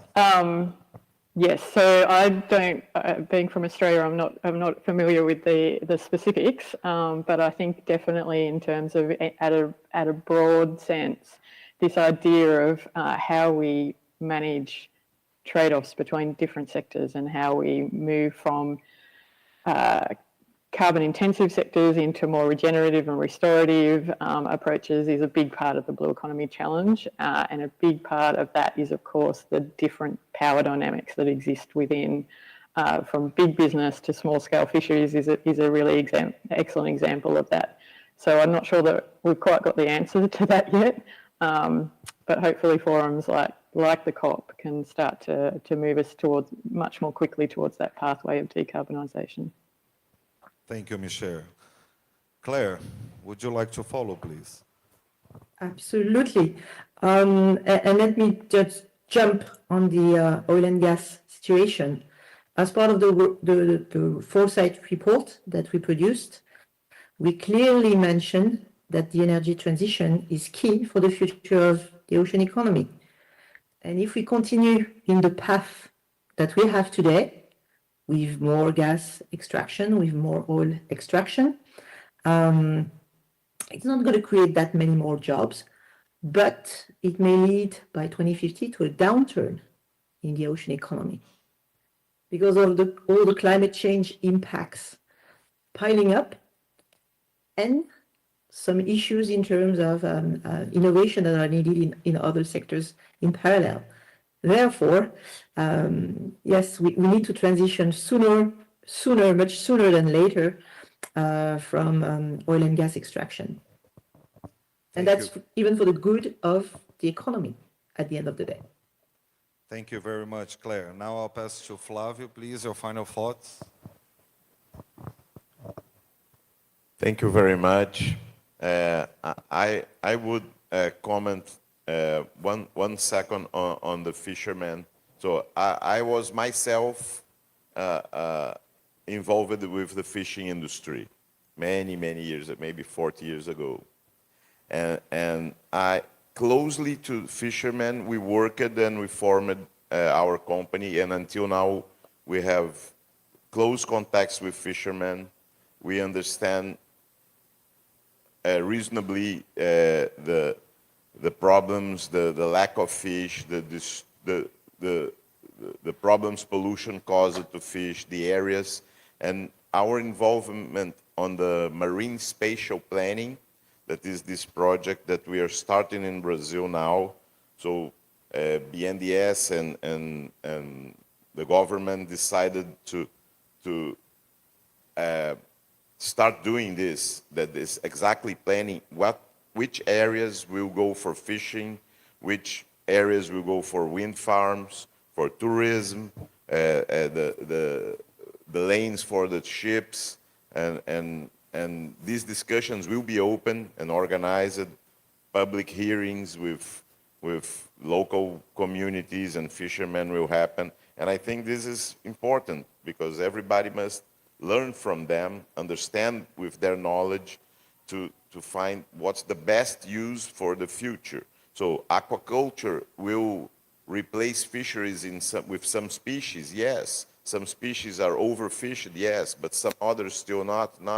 So someone, I forgot the name of the guy, a very smart guy, mentioned in Nice during the ocean conference, a very interesting approach that is imagining, let's imagine you are a mining company, that you have a mine that if you protect 30% of these mine and you never mine in those places, you will be able to mine forever on the remaining 70%. This wouldn't be great, this such thing? And everybody, oh yes, so this is the ocean. If we protect 30% of the oceans, really protect the right 30%, you will be able to fish on the remaining 70% forever.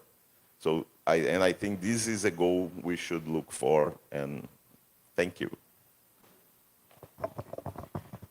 Very briefly, we are working with projects related to mangroves and related to coral reefs, and talking about mangroves and coral reefs are talking about people.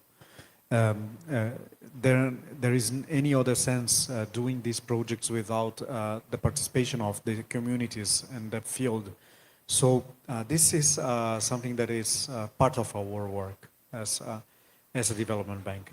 And another thing is that, as was said here, the planning, the maritime planning is very, very important to make things happen more organized. It's like in a city. You cannot build a building here and another building here without the road and where is the sanitation, the lights. So the planning for the maritime space is something basic to understand better what we can do in each place, fishery, oil, or all these things. So that's why it's so important to make this planning, to make things happen in the future more organized and not in a more participative way, because we do consultations to make it possible. So thank you a lot. So, thank you very much. We're going through time here. And now I'd like to conclude asking you guys to stand here so we can take a picture. Is that it? 7. Nós vamos fazer uma... Okay. So thank you very much, especially to the two of you. Always in my heart. Thank you.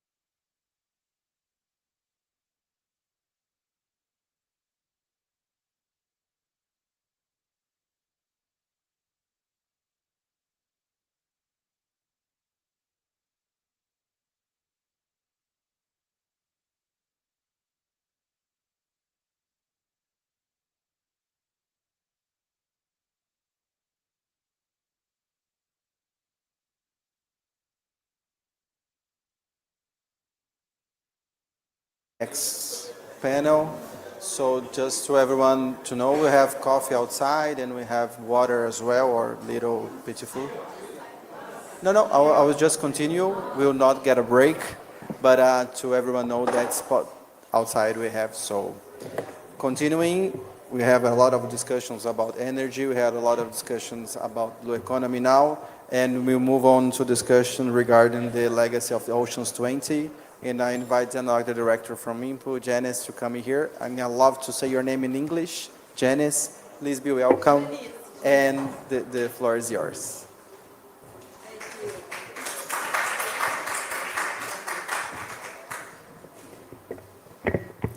Thank you very much, Leandro.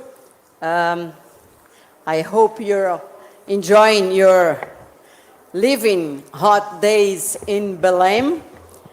It's a great pleasure to be here, and I wish to first of all express my gratitude to the organizers for accepting and bringing the Ocean 20 perspective to your knowledge.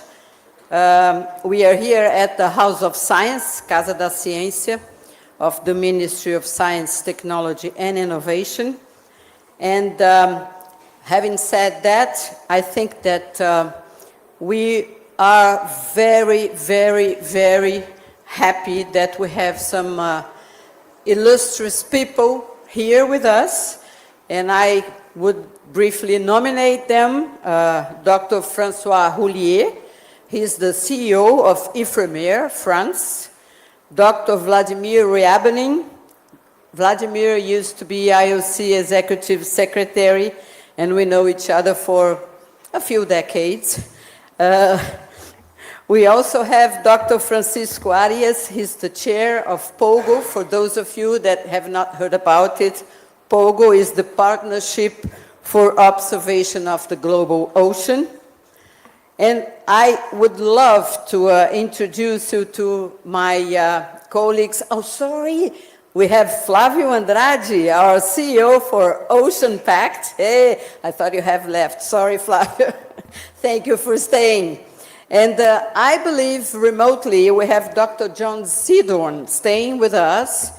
He's the CEO of the National Oceanography Centre in the UK. So you can see that we have quite some important people here with us. I will then run this panel entitled The Legacy of Ocean 20 within the G Social Framework and Potential Future Contributions to Addressing Climate Change. The session will last for 1 hour.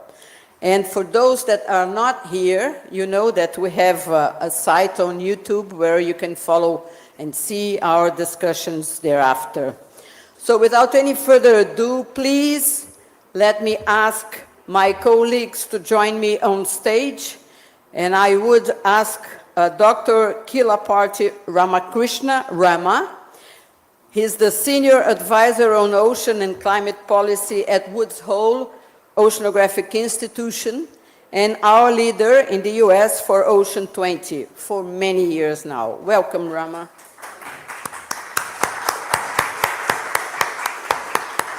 Thank you. Thank you. I would also ask Dr. Alex Tuha. It's funny, eh? Professor at the Oceanographic Institute of USP and coordinator of the UNESCO Chair for Ocean Sustainability in Brazil. So nice to have you here, Alex. Thank you.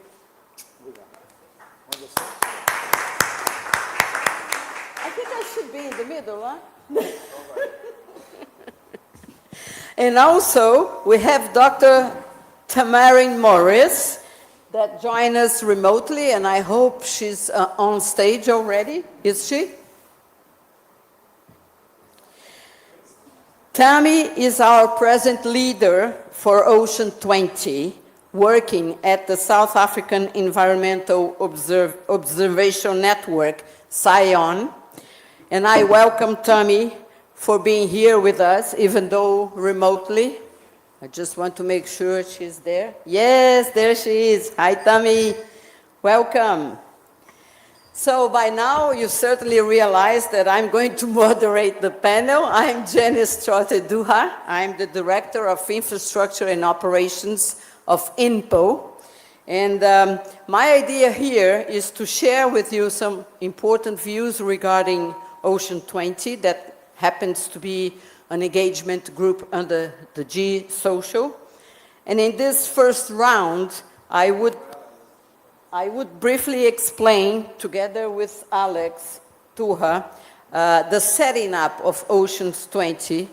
And following on, we'll have Tammy, that now leads the engagement group from South Africa. I will then finalize with Rama, who will provide us with his previews and expectations regarding the continuation of Ocean 20 from 2025 onwards, because as some of you would know, we pass on the baton from South Africa to the USA. I will give you 5 to 10 minutes each for your first considerations, if you agree to that. Okay? So maybe I should start with Alex, and I will leave it entirely to you to describe what we have done in Brazil, so I won't subtract your time. And from your previous experience under the G20 Social Engagement Group, Alex, how do you envisage COP30 as an important port of call, or rather a good international anchor to Ocean 20? How do we connect both to the mutual benefit of agendas, of their agendas? Thank you. Up to you. You can stay there. Let's go I'll move on. From the seat. So it's a pleasure. Thank you very much, Janice. I say in English, Janice. It's nice to say that.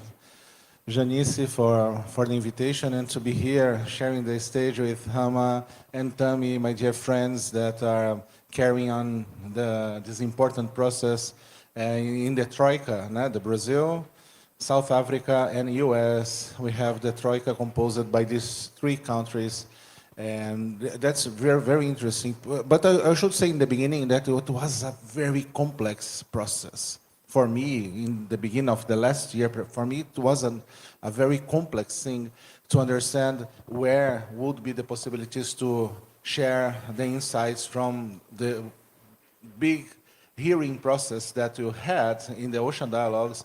So the moments to engage with ministers, with Sherpas, the name Sherpa, wow, what's that? And to understand the position of Brazil to create the social, G20 social, within which the groups of engagement lie, and then they bring contributions from a group of engagement of civil society. So that's the point of Ocean or Oceans 20. We had the challenge to understand the process, to create a strategy to engage the civil society and to create some outcomes or a legacy of G20 that considered, first, the stakeholders. So we had the task to map and to create what we started to name the G20 Ocean Community worldwide, because this doesn't exist before, and we are trying to do that. So in South Africa, we are keeping doing that and trying to engage other institutions. So this was the first effort and legacy. The second one was the drawing, the production of the communique, the Ocean 20 communique, which was the synthesis of all the contributions that came from the ocean dialogues. So this was the second thing. And third, to pass the baton to South Africa, so that in South Africa, Oceans 20 will keep alive, and it's alive, isn't it, Tami? And then now we achieved, we had these three achievements that were what our government said to us. These three, so it seems very few, not so many so important things, but they are very important, and they, to do that we took a lot of time. And to do that, obviously, the UNESCO chair, in dialogue with the Itamaraty and the Secretariat of the Presidency of Brazil, we decided to create a group of institutions so that we could have a representative process. And then we invited international institutions like Woods Hole Oceanographic Institution and the World Economic Forum and UN Global Compact, and Brazilian institutions like INPO, the National Institute of Ocean Sciences, and the Biodiversity Fund, the FUNBIO, which is in Rio de Janeiro. And then we started a process that was a process based on learning, on sharing, on respect, on dreams. And then in the end, we had the ocean explicitly mentioned in G20. So that was fabulous, because after that, we had the biggest economies in the world internalizing this issue in different policies. And one of the outcomes is to have the ocean empowered in the discussions of COP30. So what we are seeing here today in these 2 weeks in relation to the position of the ocean in the discussions, in the commitments, it's something that it's amazing. And we can track the influence from the G20 to here. We have countries that are supporting the ocean here because they participated in G20 as G20 countries or as invited countries. So it's important that all these multilateral processes, including our BRICS, India, Brazil, South Africa, China, and Russia, we have the possibility to internalize the ocean in an organized way, in a convergent way, in a way we will be able to advance in the policies, advance in the commitments, so that we'll use the ocean as our biggest ally in the seek of a sustainable future. This is what I'm seeing. I'm so proud that Brazil is having the COP of the ocean. I'm so proud of that. This is the COP of the ocean for many reasons. For many reasons, especially because we will have the action plans, most of them dedicated to ocean actions, which are things that are being done in practice. We can see, we can touch, they are concrete, and they show us that we have very important strategies to face the challenges the ocean has, and and promote sustainable development for us, for the country, for the planet, and so on. So thank you very much for allowing me to share these words. Thank you very much. Thank you very much, Alex. One important aspect is that the G20, as most of you would know, is a financial group. It was created after the 2008 crisis, so it's truly financially oriented. So for us, ocean players, it was a really important movement. And for the UN member states to different conventions, it's also important to let them know that we are dealing and working under this perspective as well. So, because there is no possible science without the good orientation, be it you after your 10 minutes, huh? But anyway.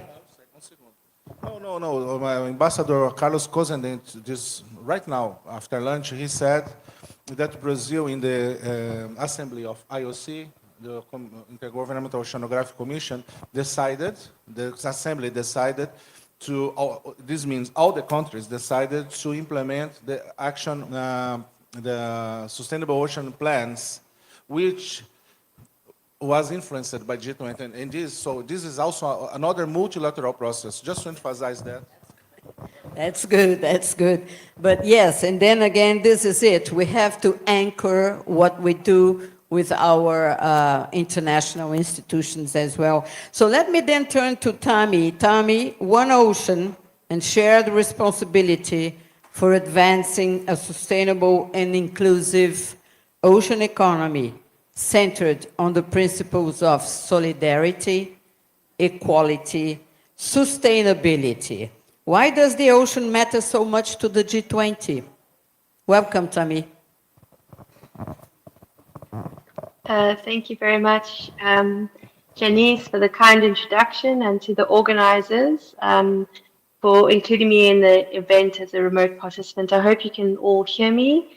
I'm very grateful to be continuing our collaboration with you, Janice. So here in South Africa, the ocean is not just a backdrop. It is the heartbeat of our weather, our climate, and our culture. The Benguela and Agulhas currents shape our winds and our rainfall systems. They sustain our fisheries, they nourish our estuaries, and define the rhythm of life along our coastline. Yet the ocean's reach extends far beyond the shoreline, feeding our rivers, influencing our farmlands, and sustaining our people inland through the delicate balance of climate and biodiversity. Across the rest of our continent, the ocean is a lifeline and a connector, linking our rivers to our reefs, our livelihoods to our economies, and our people to one another. From the fishermen of the Eastern Cape to the innovators of Lagos and the blue economy entrepreneurs of Mombasa, Africa's ocean holds the promise of growth that is sustainable, inclusive, and deeply rooted in our shared stewardship of this great natural heritage.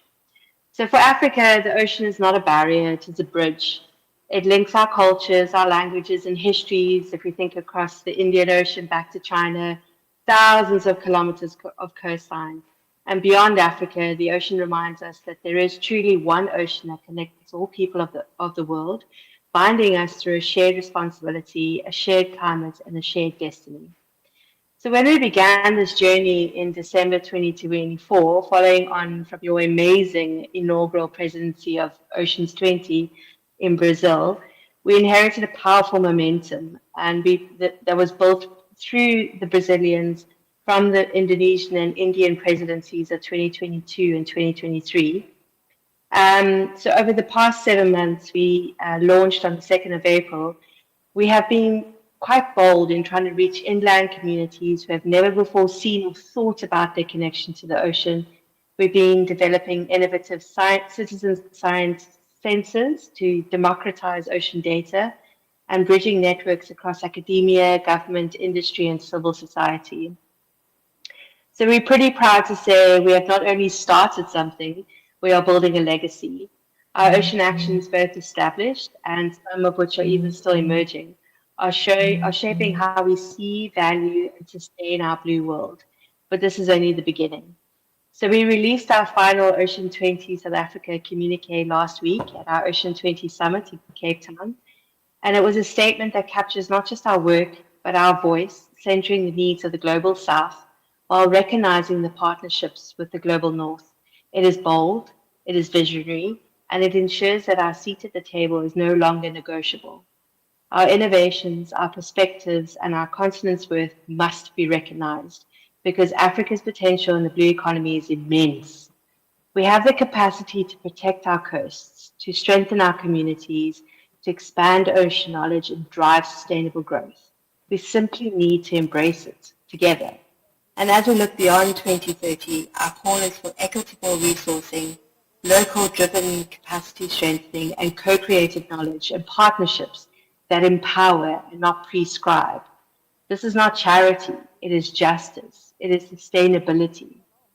So as we move forward, we are committed to ensuring that the ocean is included in the G20 Social Summit Declaration next week, ensuring that its values resonate like a wave across all the G20 social engagement groups, and ultimately reaching the G20 leaders themselves, the same as what you did last year. We want to do the same again. My co-chair and I are moderating 2 of the 5 thematic areas of the G20 Social Summit Declaration, the first being inclusive climate justice, a just transition, and energy democracy, and the second, the building of momentum for the achievement of the SDGs and Agenda 2063 of the African Union. Our goal is to raise the profile of the ocean, center it within climate discussions, but also within society as a whole. As you pointed out, the G20 is about finance initially, and we cannot hope to have a sustainable Earth that is going to look after us and be able to provide for us if we don't look after the ocean. So this G20 Social Summit will mark the final official phase of our Ocean 20 presidency, with a little bit of heartbreak, resulting in the culmination of our efforts and a powerful opportunity to amplify the ocean's role within global policy discussions. But even as that phase concludes, our work is not done. We're deeply committed to continuing this journey with the US next year and the UK in 2027, but also with the wonderful Africa-wide and indeed global South collaborations we've built over this year. And together we can ensure that the momentum vehicle continues to grow, both here in South Africa, across Africa, and throughout the global ocean community. So I'm very excited to be here, and I thank you very much for this opportunity to present. Thank you, Janice. Thank you very much, Tammy. Tammy, in fact, didn't give birth, she didn't have 9 months to give birth to Ocean 20. It was thrown onto her, but she's been nurturing much better than we have done before. So we are very grateful to you, Tammy. And the aspect that she just mentioned to us is a really important one. We are very much into the process of democratizing science, showing the importance of the oceans to inland people and vice versa. So in this regard, I think we are running through a different path than we have done before. And in this regard, this is how our institute comes to play, because we are socially oriented. The main function of INPO is to convert the best available scientific knowledge into social benefits. Just before I pass on to Rama, we do have a QR code, and I think I will distribute some leaflets that you could download both the communique that has been published by Brazil and the recent one just published by South Africa that is spectacular. So, Rama, now into you. You have been assisting and convening high-level stakeholders into the Oceans 20 process since its very inception. How do you see its role evolving beyond 2025? What comes next? How do we continue to build on the Ocean 20 momentum? Thank you very much, Janice, and it's a great pleasure to be here, not only because it's the House of Science, but because the air conditioning works. And coming from the pavilion, where it was so hot and muggy, I've decided for the next 1 week I'm going to be right here. And it's great to see you, Tammy. If I had not met you in person in Paris or in Nice, I would have believed that you only live in the Zoom land. But I look forward to being with you in due course. The question that you asked, Janice, is an important one because we are at an inflection point. As Alex said, ocean is taking center stage in negotiations that we care about, whether it is to deal with climate, biodiversity, and of course the entry into force of the BBNJ agreement, and the UN Ocean Decade, and the attention given to it, and finally, the UN Ocean Conferences. I mean, to have ocean at the center stage of the UN Ocean Conference is not saying much because this is the Ocean Conference, but the linkages that we have shown, and I'm particularly grateful to Vladimir Ryabinin, who is here. You know, he made the IOC mandate to be not just about ocean, but the linkages between all these various important conventions. So now that is front and center. Now, when I said inflection point, what I meant by that was, as with climate convention, G20 had folks talking about ocean, but really from the margins. The G20 has a history and a practice that says that you can recognize something as an engagement group if it is accepted as an engagement group by 2 successive G20 summits. And we began working on it in Indonesia, which was okay, but they did not really make that into an engagement group. They did offer opportunity to present ocean in the context of the G20 meetings. As a result, and particularly because of Indonesia's interest and its archipelagic state, there were some references to ocean in that summit, but it was not the groups that we're talking about, that you're talking about, Janice, and their collective engagement and wisdom. And then we worked with India. And India was equally enthusiastic, but India said, well, why call it an engagement group when we can build it right into the agenda of the meeting of the Ministers of Environment and Climate Change? Now, we cannot really complain about it because that is our ultimate goal. And they did a fantastic job in having a set of principles adopted as negotiated principles by the G20 countries on ocean. Plastics, microplastics in ocean, a blue economy, and marine carbon dioxide removal. And these are well negotiated and well established rules that have come to stay in it. But we needed to come to Brazil to realize our dream of making this into an engagement group. And Alex, I cannot thank you enough for your leadership and you know, the initiative that you have taken. And of course, you know, we had a small group, and as Janice will testify, and we worked hard.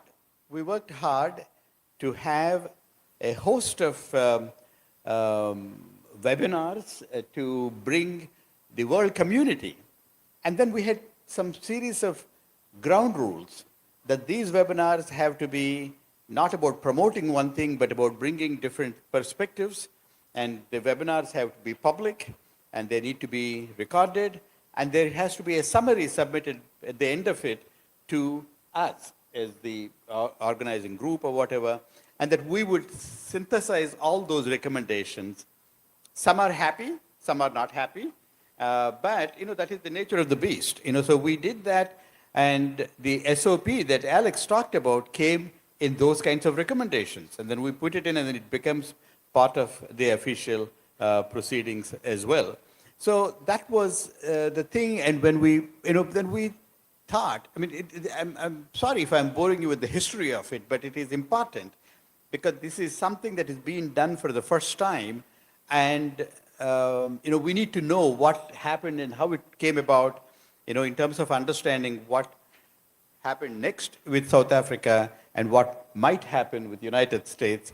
And so that is, so when we met with the South African minister at the meeting of the Ministers of Environment and Climate Change, the first question that we asked him was, well, what are you going to do about the Ocean 20 when you take the presidency of G20? And he was very interested in it. And he said, well, it is going to be an African G20, and so African perspectives will play a major part of it. And I tried telling him that, well, it is being held in Africa, and obviously African interests are vital, but as you do that, you should also think about the rest of the G20 countries. And we had an opportunity to speak with Tammy at the time when she was asked to lead that process, and it was a delight. They have continued working on it and took on the recommendations that we came up with in the communique in Brazil and accepted that as a G20 or O20 social engagement group. Now, it's significant because according to the rules of engagement, if there are two successive G20s do that, it is recognized as an engagement group. Now, Tammy handed over the baton to us this year, in just a few days. United States will be taking over from South Africa. I do not want to go into the politics of it, but it is unfortunate that President Trump will not be there. But, the presidency is moving to United States, and we hope to, with all the experience that we built into it, work on O20 and do as good a job as Brazil and South Africa have done before we hand it over to UK. And I'm pleased that John Sidorn is here on the call, and we have already established with contacts with Miliband Group, to talk about this.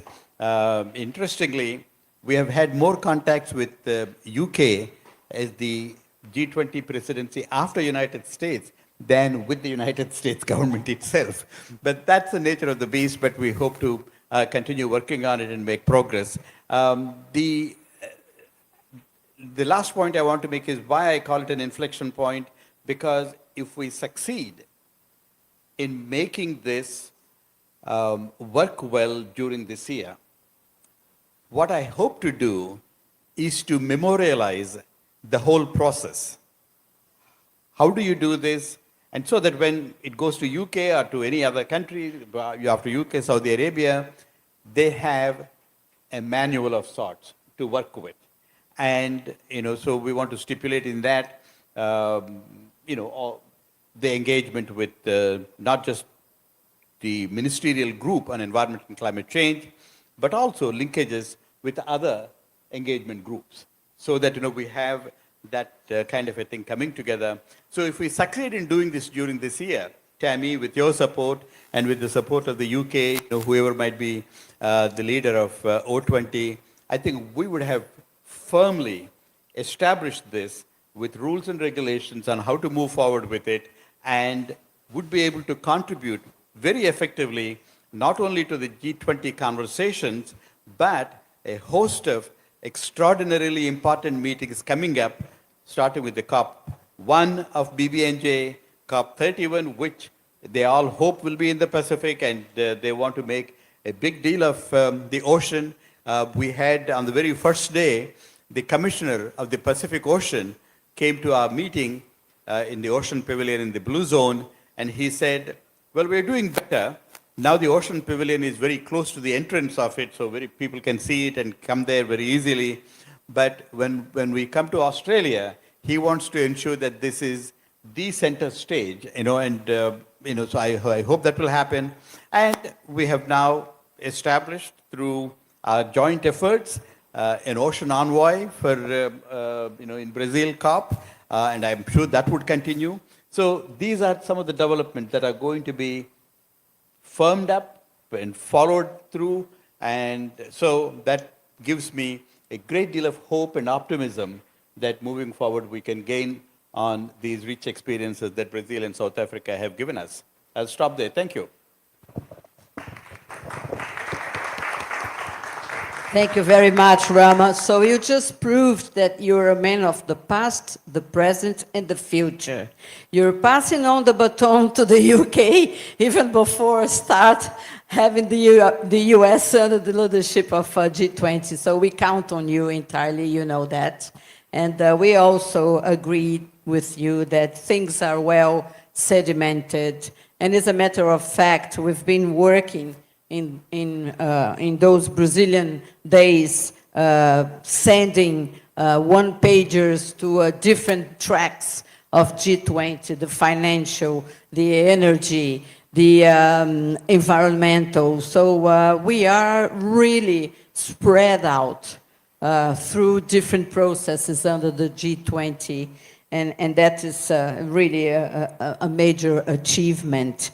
You just remembered me that by the end of 2024, when we were finalizing the process, we had that empty nest feeling after having great meetings as we did on the 13th of November at Fundação Getúlio Vargas, a meeting that we have entitled Navigating the Oceans Towards G20, and then the final summit on the 16th of November. So it's all documented, it's all there, and I don't think it could be possibly destroyed, or it wouldn't disappear regardless of the good or bad moments we live at. So let me then move on to this second round of discussion for our panel.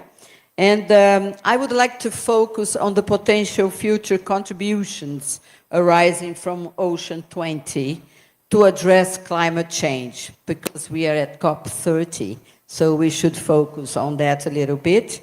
So maybe I should start with Tommy, asking you, Tommy, by linking Ocean 20 with other multilateral processes, do you think we could foster coherence among global frameworks and facilitate action and cooperation, a word that I have crafted in South Africa when I was there attending the launching of Ocean 20, and implementation? To you, Tammy. Thank you very much, Janice, and thank you to Alex and to Rama for just the support this year through the advisory process. So yes, I think it's a very important step to take, is to build the discussions and the frameworks around climate and taking that forwards through the different mechanisms. So we've learned through this G20 process and just interacting with the different streams and different facets of society, exactly where the crunch points are and where the difficulties come in terms of, knowledge of what the climate risks are to different communities in different countries, where people actually struggle, whether it's finance, whether it's building up of actual resilience, being able to secure coastal communities in terms of extreme events, ensuring longevity in terms of blue foods and sustainable fisheries. So there's different aspects that come together. And if you work across that multilateral aspects across the multilateral frameworks, we find solutions where we may not necessarily have thought them to be. So working with one team, we may have a solution that fits with a particular challenge, say for instance with blue foods. And that's been quite eye-opening over this experience. It's not something that can be dealt with one group. It's not something that can be dealt with by scientists alone. It's something that is going to need the whole of society, a holistic approach to the challenges that are faced in terms of climate. So I think it's the best way forward of actually opening up those discussions in a multilateral manner. Thank you very much, Tami. And Rama, you've been very active in COP30. You have a great pavilion together with important partners we have for ocean matters. How to ensure that the ocean will not be sidelined under the present negotiations being carried out here at COP30? I think Alex has anticipated an important information coming from our ambassador Cozendei, but I would like to hear your reflections on how to better connect the contributions arising from Ocean 20 to those endeavors. Thank you, Janice. I think what you are doing right now here is a contribution. You know, you have taken what happened in Brazil, what happened in South Africa, and brought it to COP30. And what we are trying to do with Ocean Pavilion, with important partners from around the world, is exactly the same thing, but excepting that we bring oceanographic institutions, philanthropic community, and civil society groups together. And one of the things that Peter Thompson, Secretary General Special Envoy on Ocean, is very fond of saying, or never tired of saying, that SDG 14 is the least funded of them. And the question is, why was that? Well, I can tell you why it was. During that time, I was part of the United Nations system, and as is Vladimir, you know, in the UNESCO IOC. But I was involved with working closely with current Deputy Secretary General, Amina Mohammed, but at the time she was senior advisor to the Secretary General responsible for formulating SDGs. Ocean came up almost towards the end of those conversations. And as a result, I mean, there was some agreement on a bunch of them right off the bat, you know, poverty eradication, you know, so on and so forth. But this came up towards the end.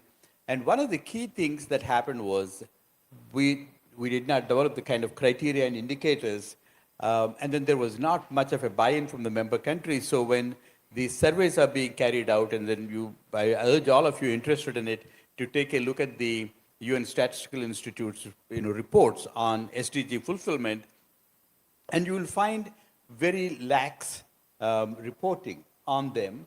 And then, you know, some of the numbers that are there, they are not interoperable because there is no standardized set of doing that, etc.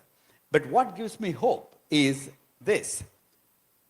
We have already begun talking in the name of the UN reform process what the post-2030 agenda is going to be. We do not want to make the mistake that we made before in bringing this too late in the day to say, all right, now this is what we should do on ocean, etc., etc. So we already began that process. In fact, I'm proud to say that we had a meeting in Woods Hole, not only with Peter Thompson, but World Economic Forum, and Marines, who is now your ocean envoy, she was there in Woods Hole as well, and lots of other, and Vladimir's successor, Vidar Helgeson was there, and so on and so forth. So we already did that. We wrote a letter to the Deputy Secretary General. We have a report on that, and we are encouraged to continue this process through the next COP, through BBNJ, through IOC conference in 2027 in Rio, ultimately to UNOC 4 in Korea. So what we hope to do is to not lose sight of the vital role that ocean plays in a human endeavor. We talk about human health, but not ocean health. We talk about it, but we don't talk about the linkage of why one matters so much to the other. And so we want to do all that. And so by the time we come to 2028 conference, we would have a very clearly articulated goal of how to treat ocean in the context of everything that we're trying to do in the name of human endeavor. So that gives me hope. Thank you. Thank you very much. Thank you so very much, Rama, for bringing those important reflections. Actually, today we did spend some time with Francois Roulier, that is so well experienced with UNOC 3, that just happened to be held in Nice, with regard to the future of what we envisage as 2027 Ocean Decade Conference to be. So we want to learn by their experience in organizing that and move ahead and maybe try to streamline this 2027 conference that Brazil will host to the needs, to the targets that we need to achieve before 2030. And as you clearly said, it should not stop in 2030. We have to make that a big swell that we could move ahead. And in that regard, I wish to raise the importance of having our early careers and young people being trained, because they're the ones to carry on the job. And I'm really glad to see Francisco Arias here representing POGO, because we do count on POGO to a great extent in this regard. Thank you. So Alex, tell me, we are talking about SDG 14 as the less resourced one, financially speaking. Do you think Ocean 20 could help mobilize blue finance and funds and contribute for those future proposed actions under COP30? Yeah, Janice, in fact, as you said, G20 is based on the biggest economies in the world, economies that will not be big economies without the ocean in the past or in the present, and even in the future.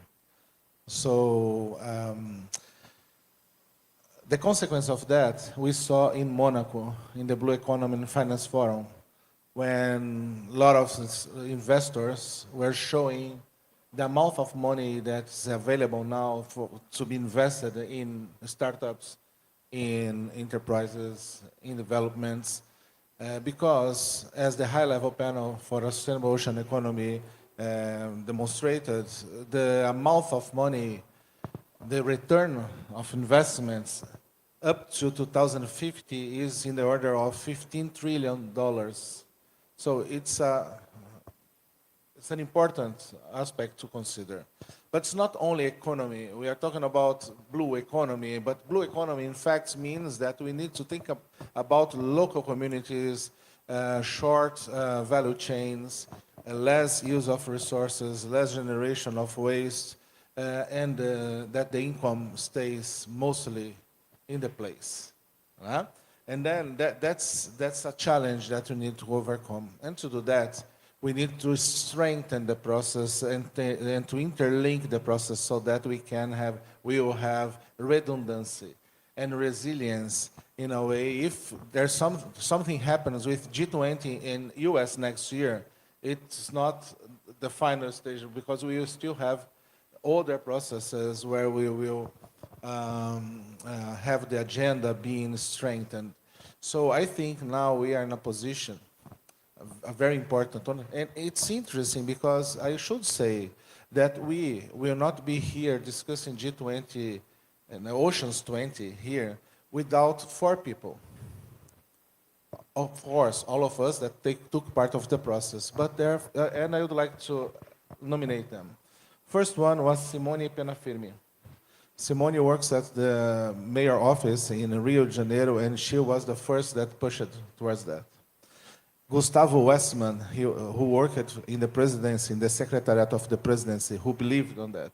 and Pedro Simões and Maite Schmidt from Itamaraty, which supported since the beginning. And this started to build or to create the opportunity so that us create a kind of truth, not truth, but recognition and in fact it's pertainment between all the co-conveners. So Woods Hole Oceanographic Institution, UN Global Compact, World Economic Forum, INPO, and FUNBIL. So we created like a family, and we started to work as a family. And then that's important. That's an important legacy of the process. But I would like to express something that I am sharing, I'm throwing to the air. An idea that we need to have a moment to integrate all these agendas that are spread, G20, the climate discussions, the biodiversity discussions, the pollution discussions, BBNG, and so on, deep sea mining. We need to have a forum to convene all of these agendas, to have the view of the world, and to make additional commitments. And this, for me, Vladimir, will be in Rio in 2032. This will be Rio plus 40. And we need to have this moment, to have the possibility to integrate, to digest, to integrate, and to consolidate what we are calling the agenda, the UN Sustainable Development Agenda post-2030. And the ocean should be there, everywhere. And that's my dream. I'm here and trying to keep going in this process, supporting the ocean. Thank you, Alex. Yes, I think you are correct. I think those agendas have to be merged. And I think the coming years, in fact, offer a great opportunity for us to do that.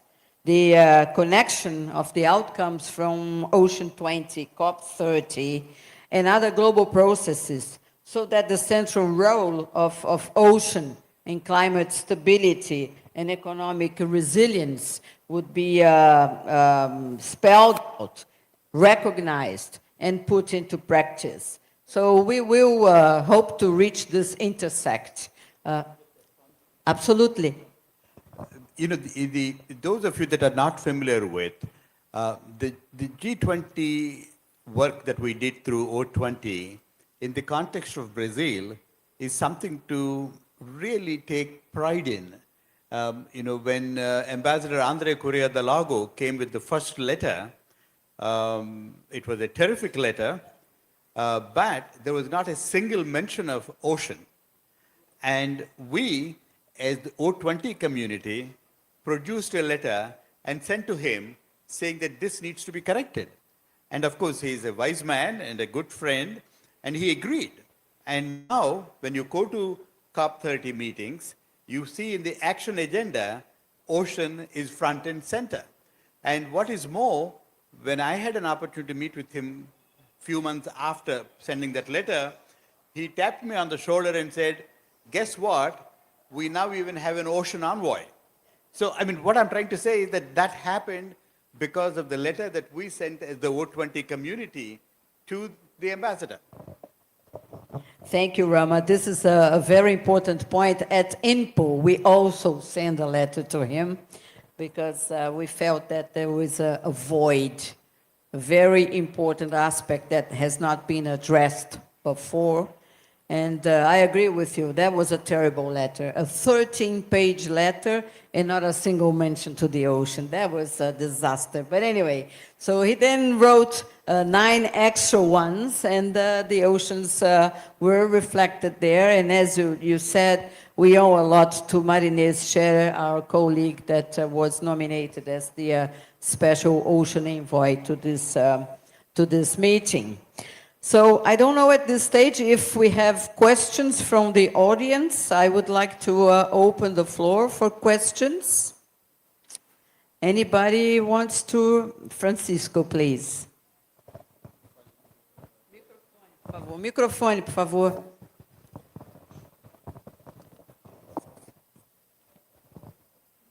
Gracias, Yanis, por la invitación. mi saludo en español. I will try to do it now in English.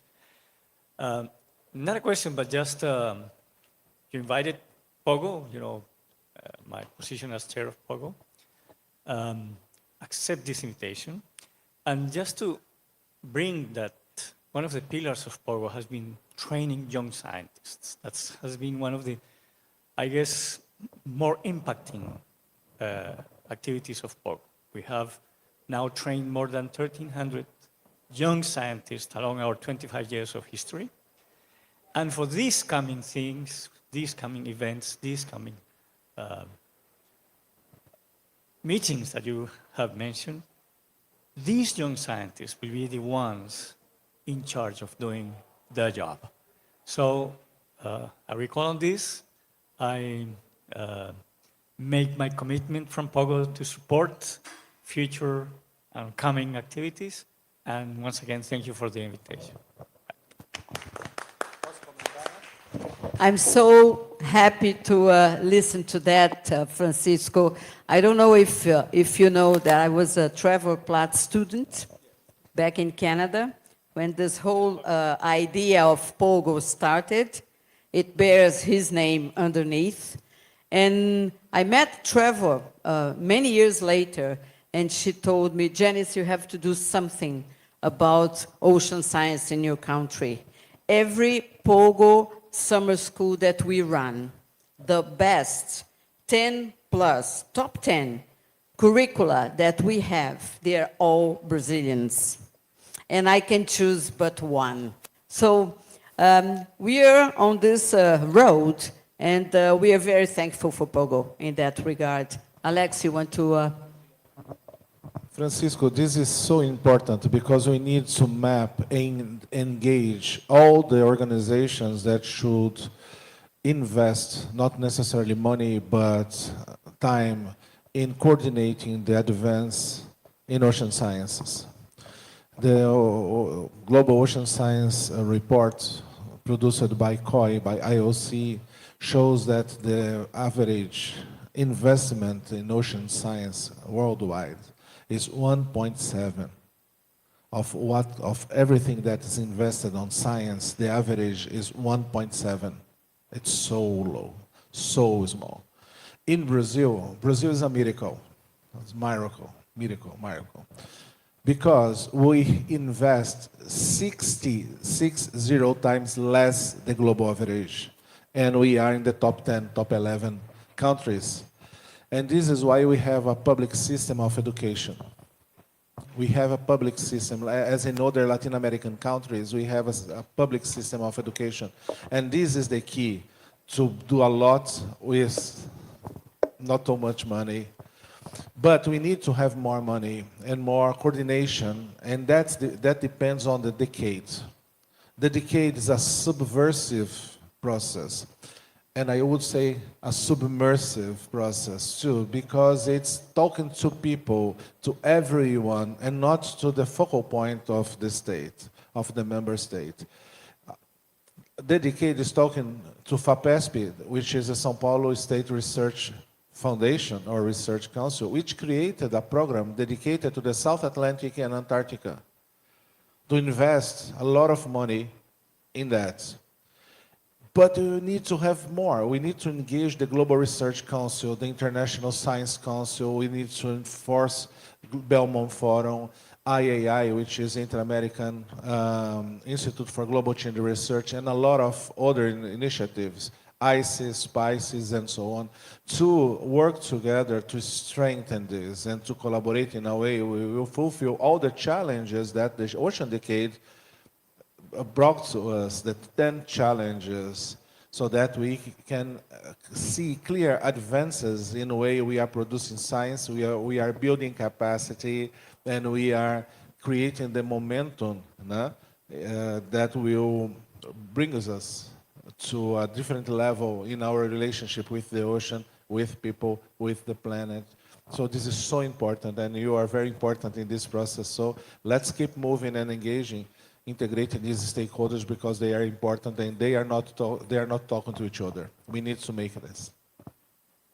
Thank you, Alex. Yes, you just reminded me of another important aspect that I wish to raise here. Brazil is part to one Ocean Alliance for the Atlantic, the AORIA, and we have one work package that deals with early career ocean professionals. And we've been running, INPO has hosted 2 of the past summer schools pertaining to AORIA, and it has been a great, great success. So we have to reach out for each and every opportunity we can to train our young people, because they are the future of us. Vladimir, you wanted to? Yes, please.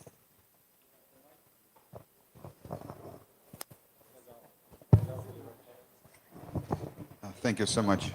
I don't know. I didn't wish to Rama to see me, so you know. First of all, two good things happened, you know, here for me, and I'm so pleased to speak to you now. First of all, I met Tammy because, you know, I heard about you, but I have never seen you. So now I know.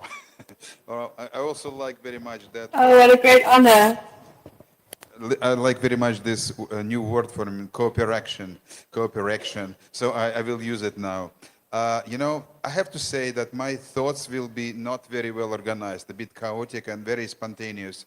But, you know, I would like to start by actually celebrating the fact that we are in Brazil.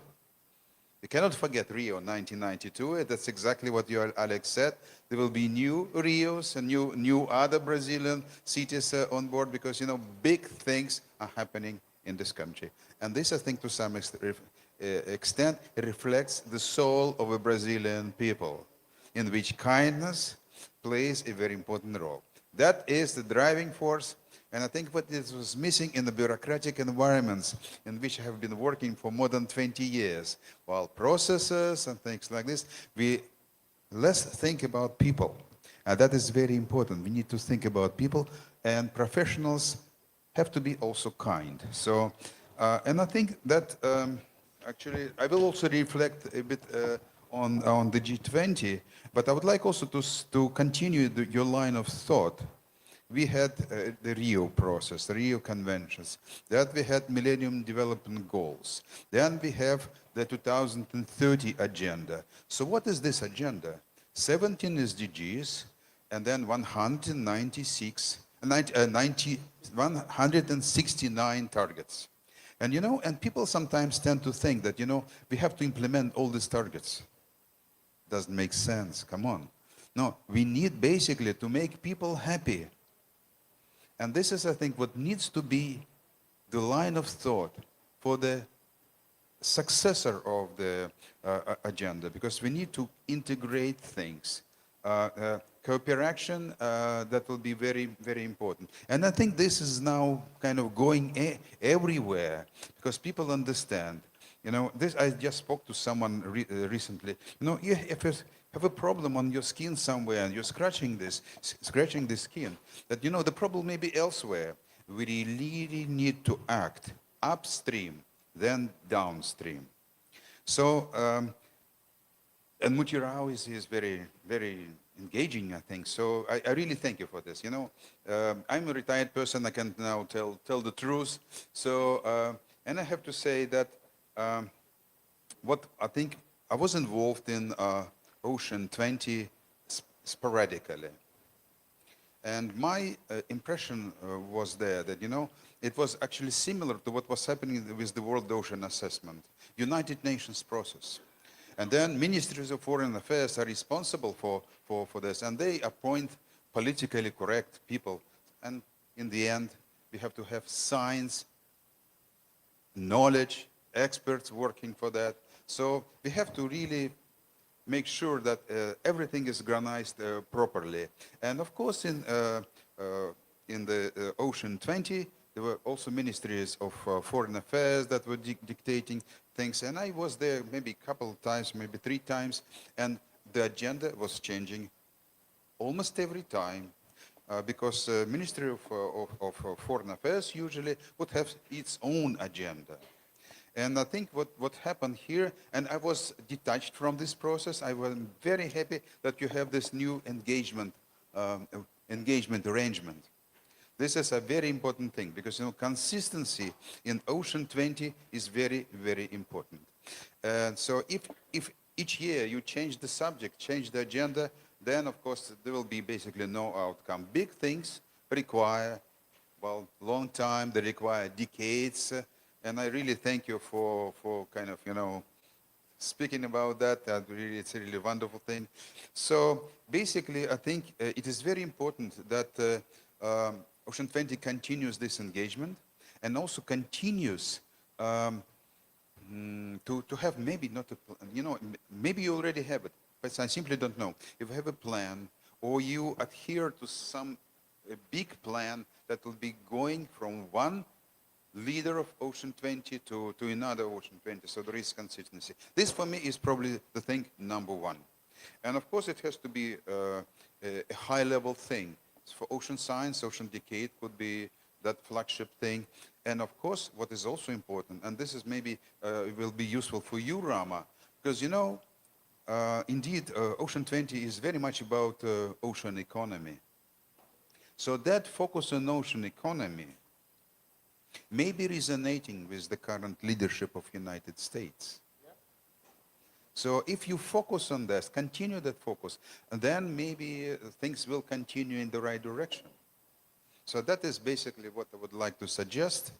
But I would like really to thank you for keeping this momentum, and indeed consolidation and consistency. If we keep it for the future, that will play not also a good kind of role for us. It will be very useful for the world. But as you said, Alex, 20 largest economies in the world, focusing on the right thing and integrating things. I think good things may happen. Thank you. There is power there. Thank you, Vladimir. For those of you that have arrived late, Vladimir Ryabinin is the past IOC UNESCO Executive Secretary and have been helping us a lot. Just before we adjourn, one Ocean 20 in one word. I will start with Tammy. Your pitch. Collaboration. I think we've done a fantastic job to collaborate across countries, across ocean basins, across communities, and across disciplines. It's been amazing, and I think there's a lot to come. Thank you, Tammy. Alex, one word. 3 words. 3 words. Past, 4 words. Past and present, building the future. Good. Rama. We need to know more about ocean, and so the one word would be, well, I think I have to go with Alex and go with 3 words or maybe more. We need to know more about the ocean and the linkages that it has with that. And I think it is our savior, but maybe that is the word, in solving a lot of our problems. But we need to do that in such a way that we keep the ocean health intact as we benefit from what it can do for us. Thank you, Rama. My final word is passion. Passion to what we do. Passion to what we want to see done. Thank you so very much. We run out of time, so we'll go for a picture.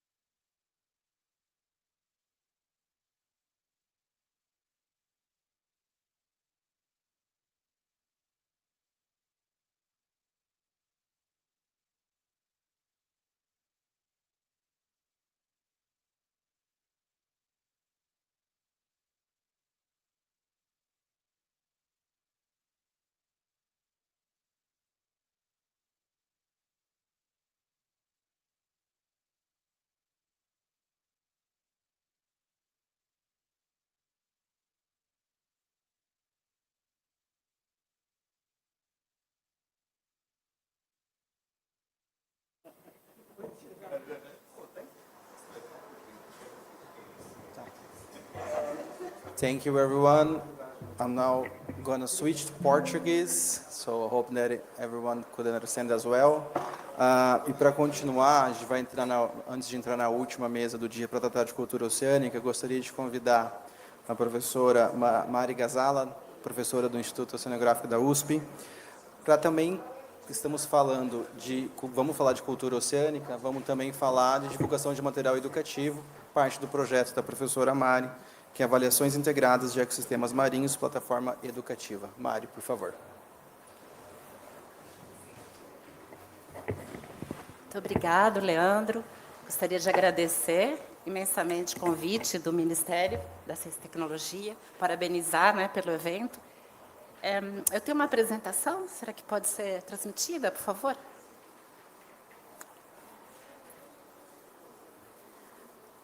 Posso por aqui, né? Tá certo. Então, a gente vai falar rapidamente, só o lançamento, realmente, dessa plataforma educativa sobre avaliações integradas de ecossistemas marinhos.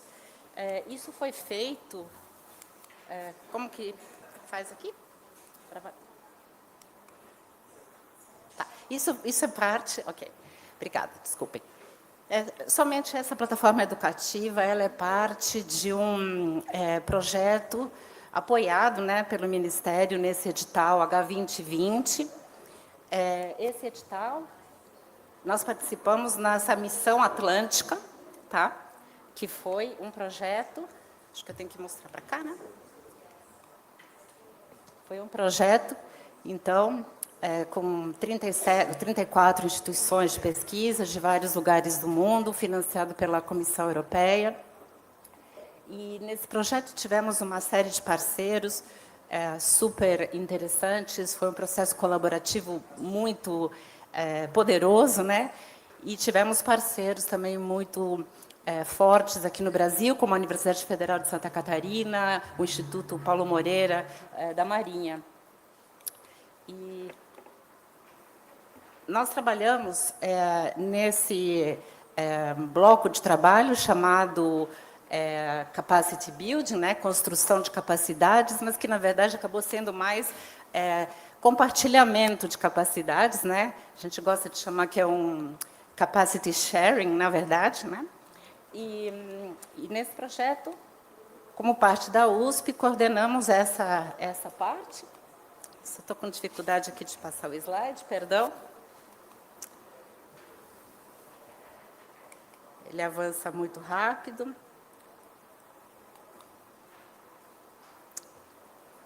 E nós já fizemos esse lançamento, né, no Instituto de Estudos Avançados da USP, então vocês poderão ver esse link do YouTube, onde já foi feita esse lançamento, então vocês poderão ver maiores detalhes sobre essa avaliação.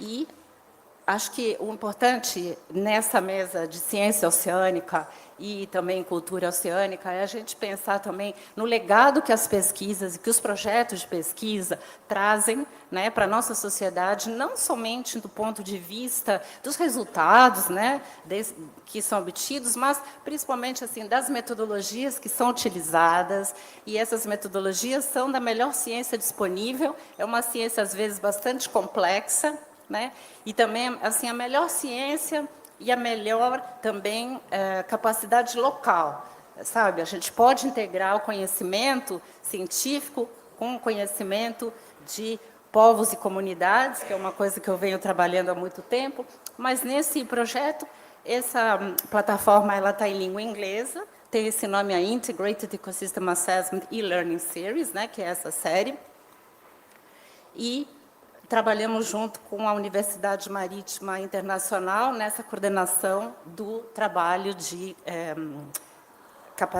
construindo capacidades.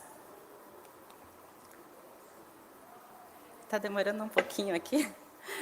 Tudo bem. Essa plataforma educativa, então, rapidamente dizer, ela está sediada no site do International Council for the Exploration of the Seas, né, esse conselho internacional que fica sediado na Dinamarca.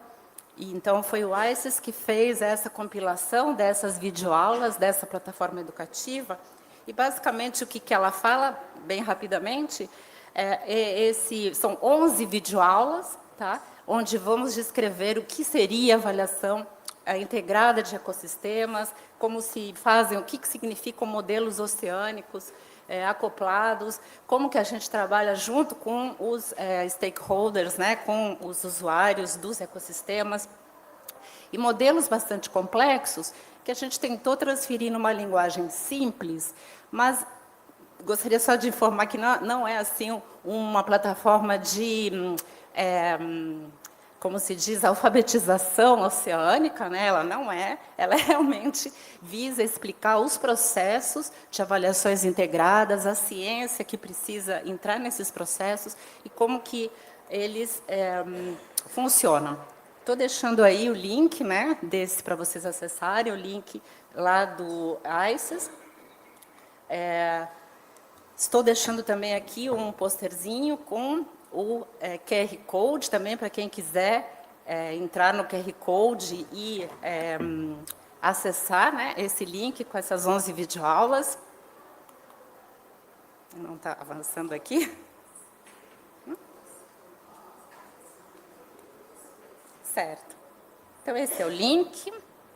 Esse é o corpo docente, então tivemos parceiros de Estocolmo, de Plymouth, Ifremer, Asti, Denical, Universidade Técnica da Dinamarca, que foi a universidade que coordenou esse consórcio internacional de pesquisa, e também é na Dinamarca que está sediado o ICES, né, que é essa instituição que eu comentei.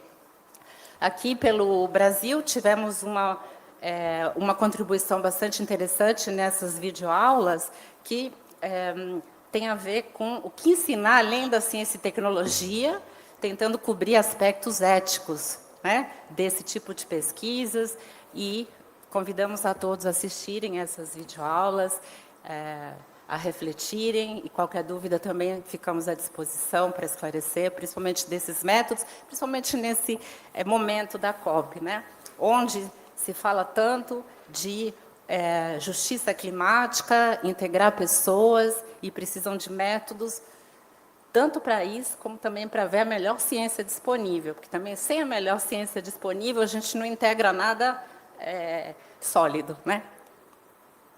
Então, deixa eu finalizar aqui, Leandro, que ele está... Então, esse é o QR Code, tá? Para todo mundo, então, poder ter esse acesso às videoaulas. Esperamos que gostem.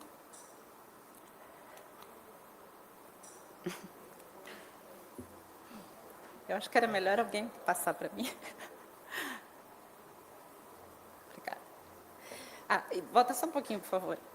Só dizer que também foi feita no contexto desse consórcio. Volta um pouquinho, por favor, mais para frente agora. Não, mais uma antes, por favor. Não, antes. Acho que está...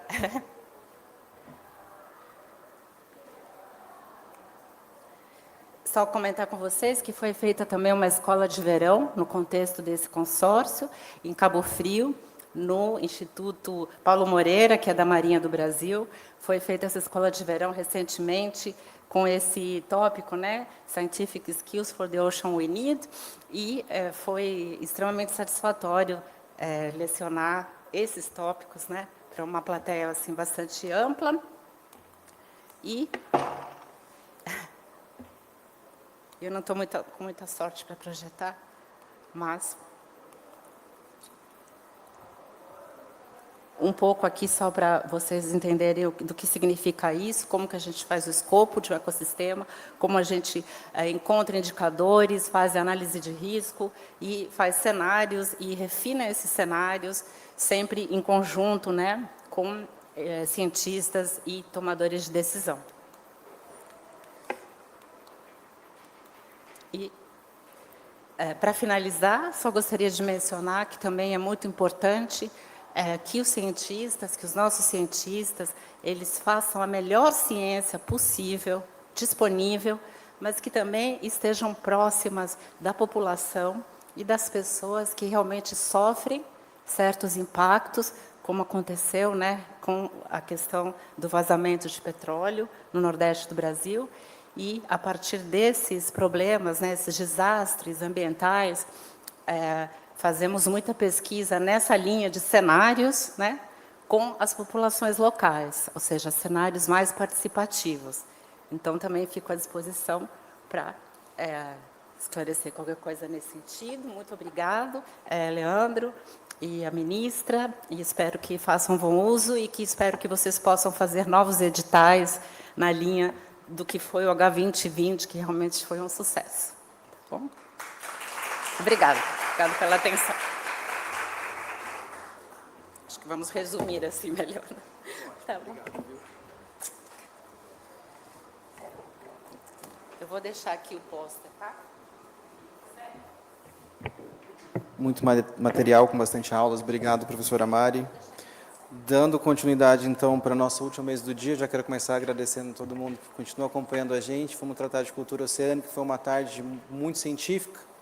E eu acho que tratar de cultura oceânica, tentando traduzir esse conhecimento, conectando com a sociedade, é uma ideia também de entender como cultura oceânica e educação podem trabalhar como agentes da transformação para a crise climática. Eu gostaria, então, de chamar o palco para subir o professor Ronaldo Cristofoletti, professor da Unesp, coordenador do Escola Azul e referência, quando a gente, não só no Brasil, mas também no mundo, quando a gente fala de cultura oceânica.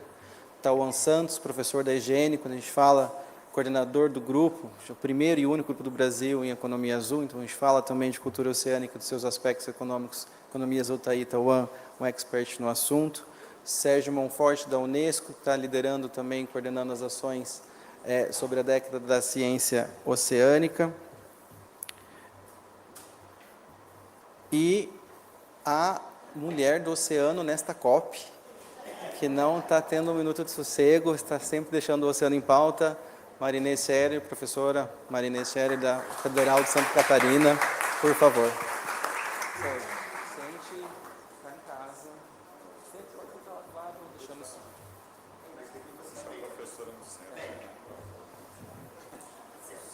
Tem um microfone ali.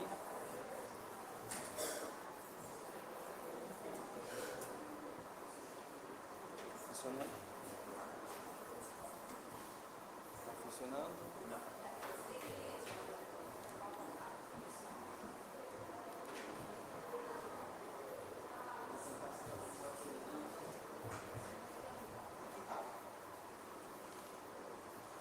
Esse não foi.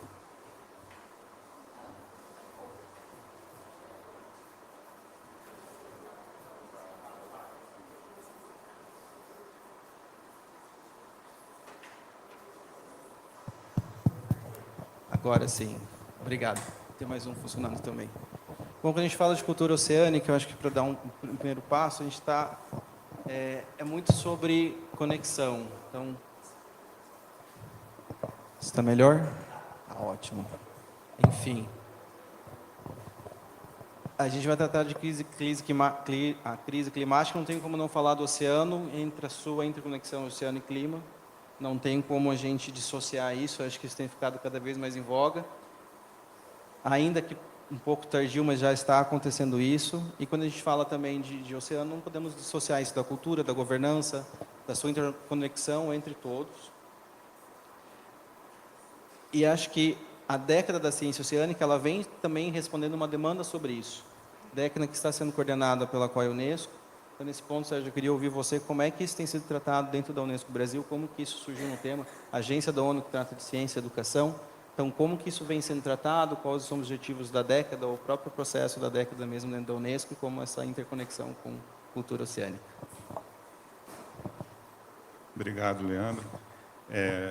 Assim, o escritório da Unesco no Brasil, ela tem um apoio de muitas pessoas fantásticas, né, como o professor Cristofoletti, né, ele que acaba dando o tom até para vários assuntos, que é o conhecedor, né, do assunto, tem um conhecimento profundo sobre o oceano, né. No Brasil, a gente tem também a cátedra de oceano da USP, né, professor Turra também, que estava agora há pouco também, que tem as suas ações destinadas a isso. Mas, nossa, eu já comecei respondendo as suas perguntas, mas, desculpa, eu estou acelerado hoje, gente.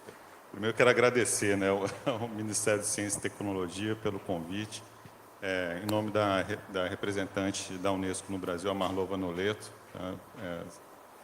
e parabenizar aqui pela iniciativa, né? É uma honra estar aqui presente. Parabéns aqui pela Casa da Ciência na COP. Tá? E aí, Leandro, essa pergunta é um desafio, né? Porque a gente tem o COI, né? O Comitê Intergovernamental Oceanográfico, que fica na sede da Unesco em Paris, né? Então, muitas das ações são direcionadas de lá mesmo, fazendo esse trabalho com o mundo inteiro, né? Então, a gente se respalda muito nas diretrizes que vêm da sede. No escritório do Brasil, a gente dá mais um apoio e um suporte para isso acontecer, tendo em conta até brasileiros que estão nessa comissão intergovernamental, né? Então, assim, até eu comentei com o professor que só falar isso. Não, assim, o que eu vou falar, professor?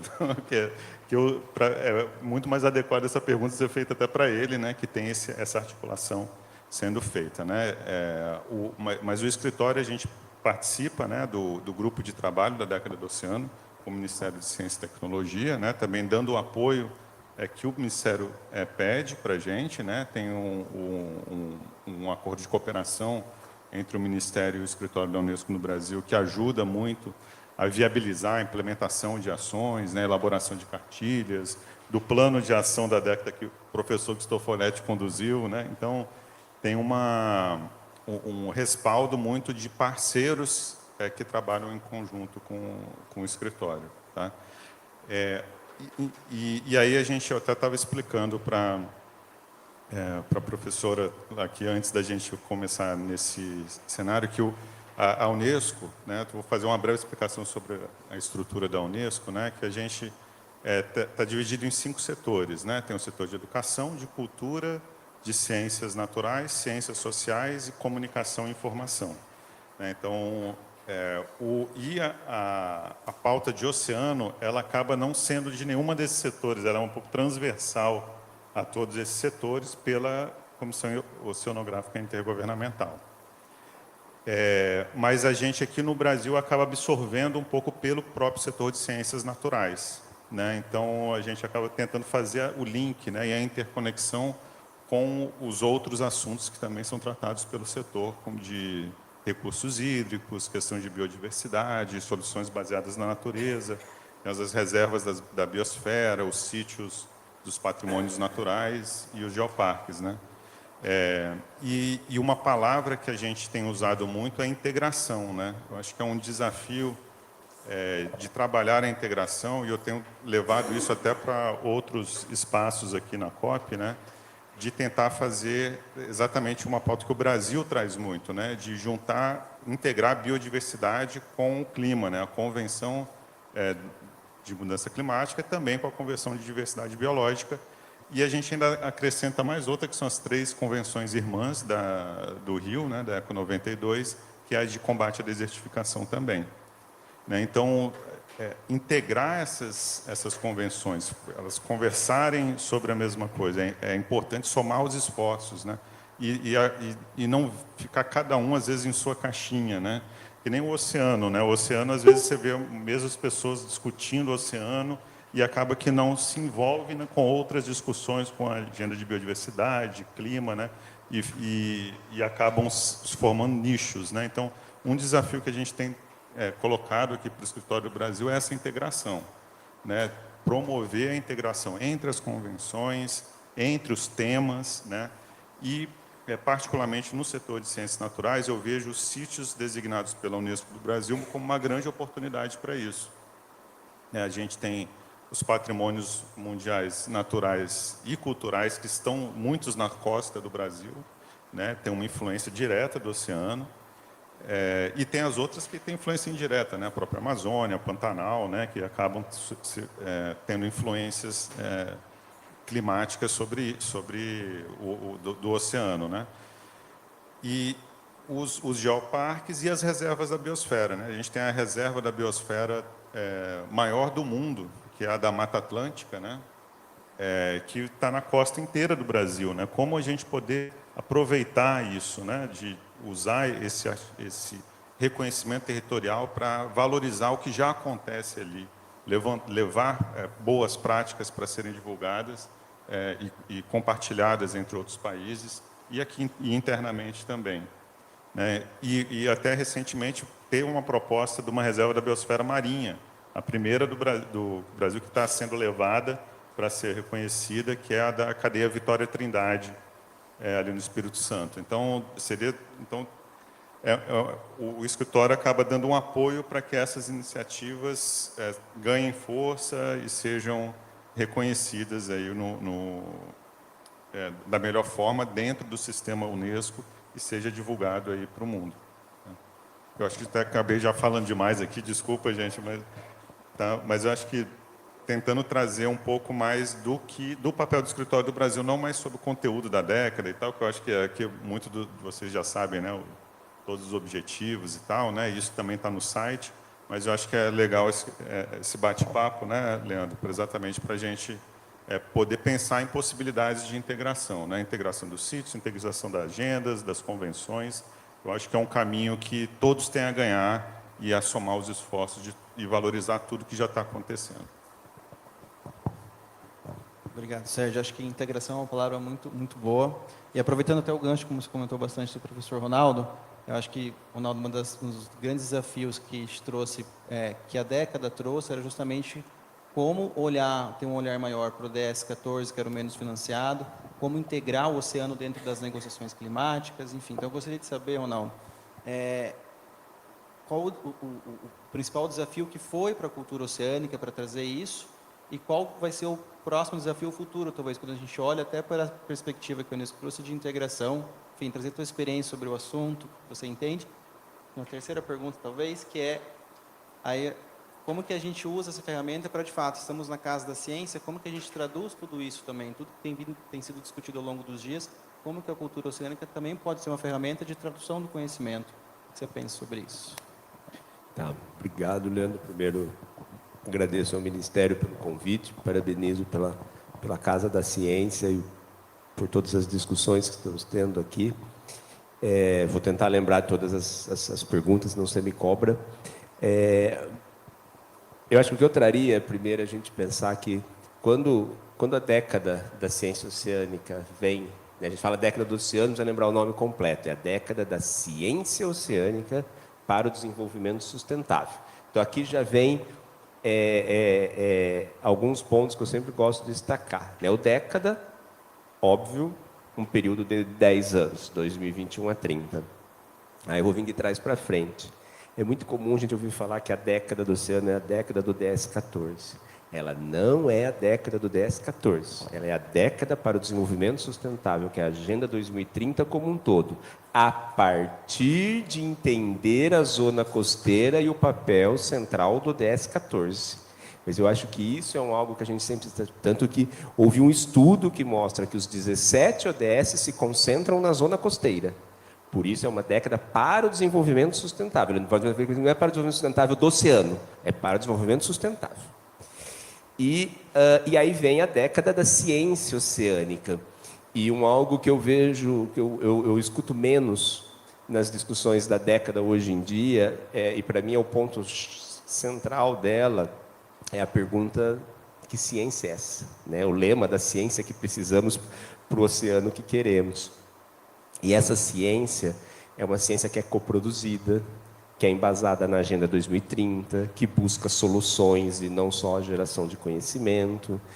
Então, a década ela vem já de um formato que, ao se pensar coprodução, você automaticamente está pensando a participação dos demais setores da sociedade, não apenas como usuários da pesquisa, mas como membros que constroem a pesquisa junto com os pesquisadores ao longo do tempo. Ela traz os conhecimentos dos povos originários, dos povos tradicionais, ela reconhece os diferentes sistemas de conhecimento, o que por si só já é uma provocação para a ciência que a gente tem que pensar, até na Casa da Ciência, que é isso, que ciência é essa que a gente faz. É a ciência de publicar paper apenas, e aqui não estou dizendo que ele não é importante, ou é uma ciência socialmente referenciada, onde o paper é um passo para um algo mais. E acho que aqui nesse algo mais que vem a questão da cultura oceânica. porque a cada vez mais vai ficando central o papel, e na fala do Vladimir, agora de pouco, na pergunta dele, ele trazia isso, do ser humano no processo. A gente precisa entender muito mais o papel que o ser humano tem, cada pessoa, como cidadão ou cidadã, mas esse cidadão e cidadã exerce um papel funcional na sociedade. E nesse papel funcional na sociedade, ele toma decisões. E essas pessoas precisam conhecer a conexão que tem com o oceano. A cultura oceânica ela vem para provocar sobre essa nossa conexão com o oceano, a influência, seja que o oceano nos traz, seja que as nossas ações trazem ao oceano, o que é diferente apenas de conhecer o oceano. Eu sempre falo isso agora no curso de formação de professores que a CAPES lançou. Uma coisa é conhecer o oceano, isso a oceanografia faz. Outra coisa é entender a relação que a gente tem com o oceano, isso a cultura oceânica faz. Eu conhecer a marinês é uma coisa, é a marinês, a enviada especial, a coordenadora do PEN. Se eu for falar todos os asos, nós vamos terminar hoje, então vamos parar. Uma coisa é a marinês, outra coisa é a minha relação com a marinês, os trabalhos que a gente faz juntos. Percebe? São duas coisas diferentes. E a nossa relação com o oceano é diferente de só conhecer o oceano. E aí acho que esse entendimento da cultura oceânica, ele ainda, então quando você perguntava desafios, ele é um desafio, porque a cultura oceânica ela nasce como um conceito muito ligado à educação, que ainda é um pilar central do processo, mas cultura oceânica não é sinônimo de educação do oceano.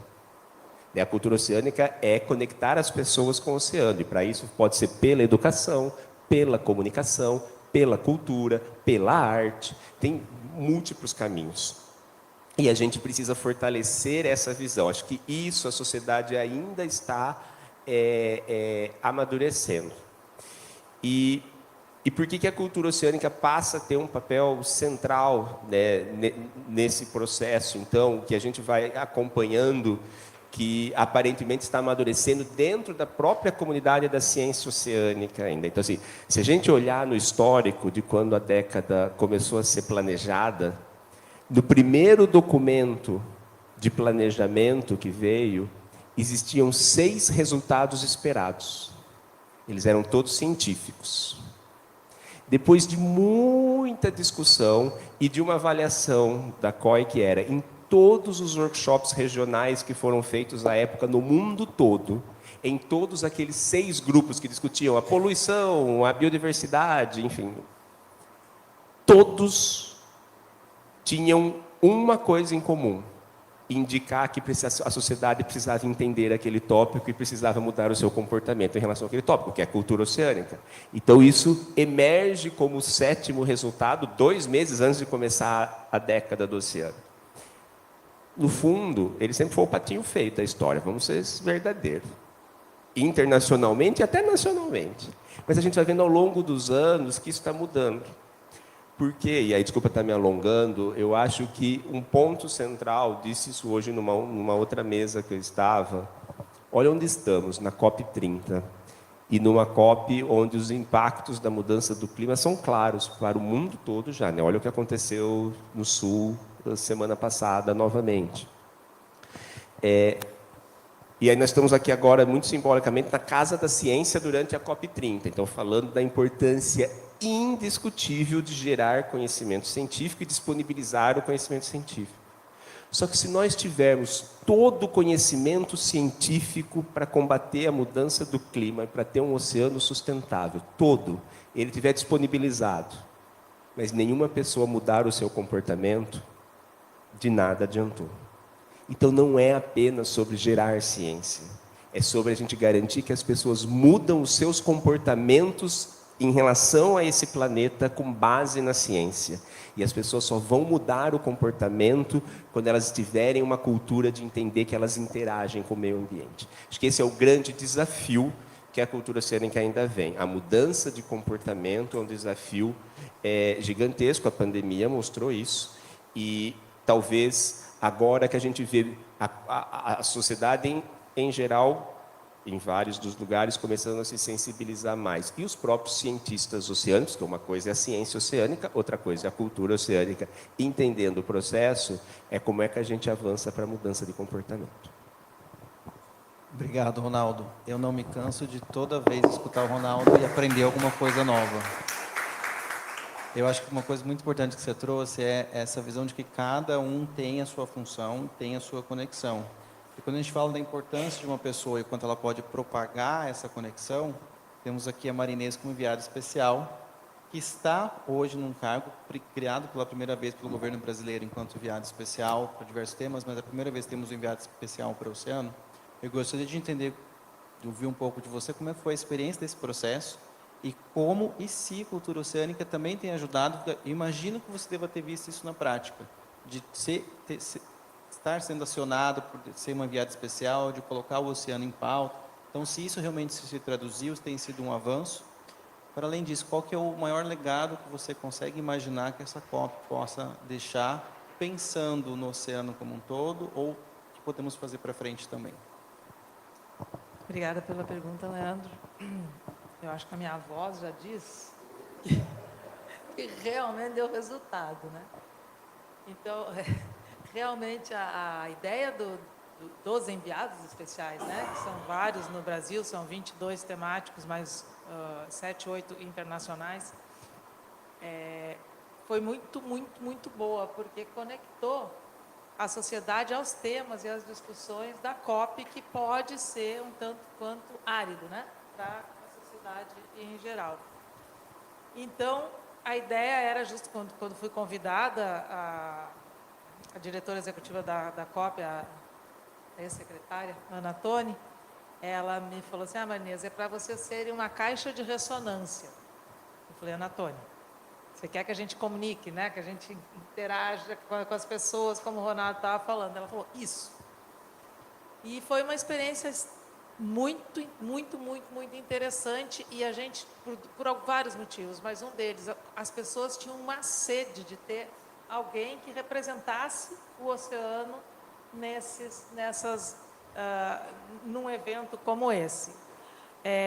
As pessoas queriam falar e queriam trazer soluções, e queriam dizer, não, eu também faço, como é que eu faço para chegar na COP?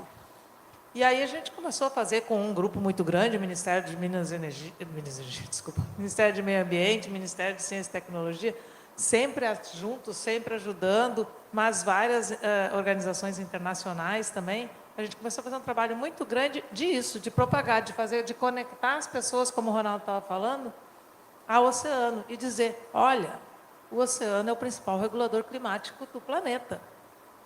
Vamos falar sério? Se a gente for falar de clima, a gente tem que falar do oceano, senão a gente está deixando fora 70% do planeta, que é o principal regulador climático. Então, esse discurso foi sendo feito em vários fóruns, vários locais possíveis, ao ponto da gente chegar na COP tendo um plano de soluções baseadas no oceano, que é o Blue Package, ou pacote azul, que foi lançado segunda-feira, bem conciso, com várias metas, vários objetivos, indicadores, tudo envelopado, eu não vou entrar muito no detalhe do plano, gente, mas tudo envelopado num guarda-chuva de gestão e planejamento sustentável do oceano e da zona costeira, porque se entendeu que o que a gente precisa é de oceano saudável, e para isso a gente precisa fazer a gestão, planejamento, e isso, nessa gestão, planejamento, existe a ciência, a comunicação com as pessoas, o engajamento, a levar em consideração o conhecimento local. Então, a gente tem um pacote de coisas embalados que virou o pacote azul, que são ações que elas têm que ser implementadas, né? A presidência da COP está sempre dizendo, essa COP é a COP da implementação, que a gente precisa trazer, a gente precisa implementar, né? E é muito interessante que o pacote azul, ele não é 2030, não é 2040, 2050, ele é 2028, que é quando a gente tem que fazer o novo ciclo do Global Stock Take. Então, até lá, a gente precisa implementar essas coisas. Não é para muito longe, é hoje, é amanhã. E aí, de novo, eu gosto de falar porque eu adorei essa palavra, mutirão.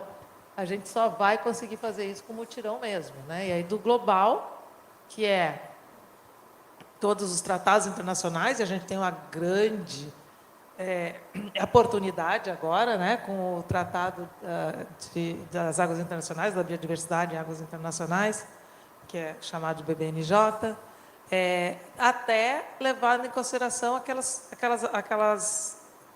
soluções que são baseadas nas comunidades locais, ou nas RESECs, que aqui a gente tem muitos RESECs de manguezal, nas reservas de desenvolvimento sustentável, que trazem soluções passando pelas dos estados, das nações, do planejamento espacial marinho, que vocês sabem que eu gosto de falar disso, do planejamento espacial marinho, dos programas de conservação de manguezal, de coral. Então, assim, eu acho que a gente conseguiu ver o assunto crescendo, né, a ponto dele estar na COP, a ponto dele estar na cúpula dos líderes. Ele foi entrou como item de agenda da cúpula dos líderes, isso é a primeira vez que entra, e é a primeira vez que a abertura da cúpula dos líderes teve uma fala só sobre o oceano. Então, eu acho que isso já dá alguma coisa a gente foi fazendo certo, porque a gente mexeu. E uma coisa, eu só vou falar para o Ronaldo que ele vai gostar, jornalista, Ronaldo.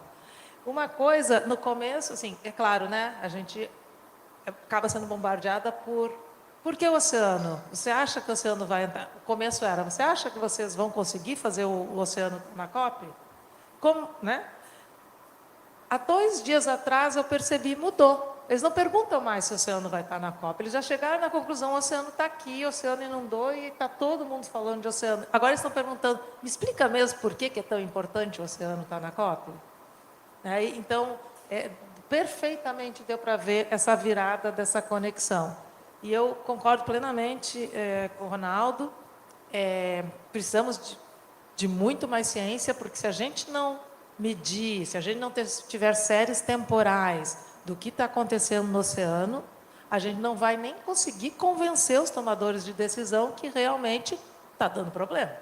Mas a gente precisa dessa série temporal. Isso é um trabalho que a gente sabe que é bastante custoso em tempo, em dinheiro, em pessoas, mas que a gente vai precisar fazer nesse mutirão internacional. Todo mundo vai ter que fazer, porque senão a gente não vai conseguir. O oceano está conseguindo reter todo o calor que ele conseguiu, o oceano está capturando o CO2, se está mudando a bioquímica, os ecossistemas do oceano. Então,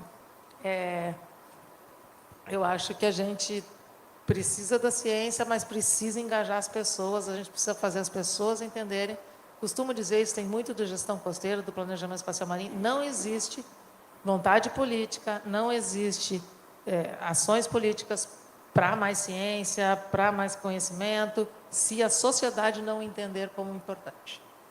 Então, acho que esse trabalho é um trabalho que a gente tem que continuar fazendo. Eu sei que essa turma que está aqui faz muito isso, todos nós, que é engajando mesmo. Mas, gente, o oceano está na COP. Está lá. Obrigado, Marinês. Eu lembro das conversas iniciais justamente disso, de trazer o coletivo, trazer a ação conjunta, cada um seus atores dentro da sua atuação, movimentar, trazer o oceano para a pauta, para que ele continue na pauta e assim chega. Então, concordo contigo que até usar a palavra mutirão, que é nossa, que explica esse coletivo agindo junto com o mesmo objetivo, que acho que atende o interesse do que o Ronaldo tem falado para atender cada um na sua conexão, na sua ação. O que o Sérgio trouxe de integração, como eu posso integrar? Então, acho que mutirão é uma palavra que traduz muito isso. Como você comentou, Marinês, temos o plano de ação que envolve, se não me engano, 114 bilhões de dólares, que é o programa que você comentou foi descrito? 116, errei por 2. A gente também vai ter que pensar num viés econômico disso. E esse é o ponto que eu passo para o Tauan, que é o expert em economia azul, como que a gente consegue também trazer um viés econômico para um olhar oceânico com um viés econômico mais sustentável e fazendo com que todas as pessoas também entendam que o oceano, além de uma sustentabilidade que é necessária, que ele tenha, mas ele também pode ser o potencial econômico acerca disso. Então, como que você acha que dá para conectar a cultura oceânica com a economia azul? Obrigado, Leandro. Boa tarde, já quase boa noite a todas e a todos. Eu tenho algumas perguntas direcionadoras, né, mas eu não consigo entrar na minha fala sobre a economia azul ainda mais sendo o último, no último painel, né? Então, assim, fechando aqui, né? Sem talvez amarrar um pouco do que eu tenho para falar sobre a economia azul com o que já foi falado previamente por todo mundo, né? Então, acho que assim, primeiro, Sérgio, né? Ele começa falando sobre o fato de o oceano ser transversal, né? E de a gente ter a integração como um tema-chave. Isso é fundamental porque, de fato, o oceano ele não pertence, entre muitas aspas, a um grupo apenas, né? E isso conecta, inclusive, com o que o Ronaldo comentou. O oceano, na Agenda 2030, ele não é o ODS 14 apenas, né? Eu volto nisso mais para frente. Então, integração é chave no processo, porque integração conecta com participação, com inclusão, com ouvir várias vozes, né? E isso também conecta, por sua vez, muito diretamente com o PEM, Planejamento Espacial Marinho, que eu também vou falar um pouco para frente, espero ter tempo para isso, né? Em seguida, o próprio Ronaldo fala sobre pessoas, transformação e comunicação. Quando a gente fala de economia azul, que ainda é um mito para muita gente, afinal, o que é isso, né? A gente precisa comunicar que a economia azul, ela já vem com um adjetivo. E ela precisa, né, fazer diferente. Porque fazer mais do mesmo, a gente continua como está. Ceteris paribus, vai como está, né? E a economia azul, ela se propõe a ser sustentável por definição, inclusiva, transparente. Eu brinco, né? Vem um catatal de adjetivos juntos que não acontecem de modo autônomo. A gente precisa fazer por onde, né? E aí, nesse sentido, eu vou amarrar com algumas palavras-chave da fala da Marinês para entrar exatamente no que eu pretendo falar, que é o fato de que o oceano, finalmente, e eu acho, Marinês, assim, eu acho que isso também deve muito a um esforço pessoal seu, e com todo mundo que você sabe que o mutirão veio junto, né? Que é, finalmente, fala-se em oceano quando se está falando de clima. Isso sempre me pareceu caótico, né? A gente ter, de modo muito marginal, quando não inexistente, em debates sobre clima, o oceano não aparece, né? E, finalmente, o nexo clima-oceano veio com força. Eu espero que, efetivamente, esse seja um legado desta COP30 no Brasil, né? Que não se esqueça de se olhar de modo transversal e ver o papel-chave do oceano, mas mais do que isso, né? Marinês menciona PEN, mutirão, né? Séries temporais que, para a gente, na economia, são um grande gap, né? Como é que nós, na economia, vamos estudar, pensar algum desenho de política pública local, ou mesmo nacional e regional, sem dados disponíveis, sem séries históricas? Fica muito difícil, fica quase inviável, né? Então, dados realmente são um gap muito grande na agenda econômica, mas, sobretudo, acho que Marinês menciona um tópico que é difícil de ser mensurado em dados, mas é chave no processo, que é a vontade política, né? É o fazer. E eu acho que cultura oceânica, trabalhar o oceano e mostrar para a sociedade que, de modo geral, economia azul e oceano nos afeta e afeta a gente, né? E nós afetamos esses tópicos de modo direto, ou em alguns casos até indiretamente, a gente vai fazer com que haja vontade política, a gente vai fazer com que a sociedade se veja, né, nesse processo e se entenda nessa discussão, né? Bom, Tauan, afinal de contas, o que é a economia azul, né? Não há no mundo, infelizmente, até o momento, né, um conceito consensuado sobre o que, afinal, é a economia azul, né? Hoje mesmo, na mesa de economia azul, que o Andrei brilhantemente coordenou, a gente ouviu termos como Ocean Economic, né, economia oceânica, que é mais amplamente usado pela OCDE, por exemplo. Não há um consenso internacional sobre esse assunto, mas o importante é a gente ter a clareza de que a economia azul ela é diferente da economia como ela está hoje.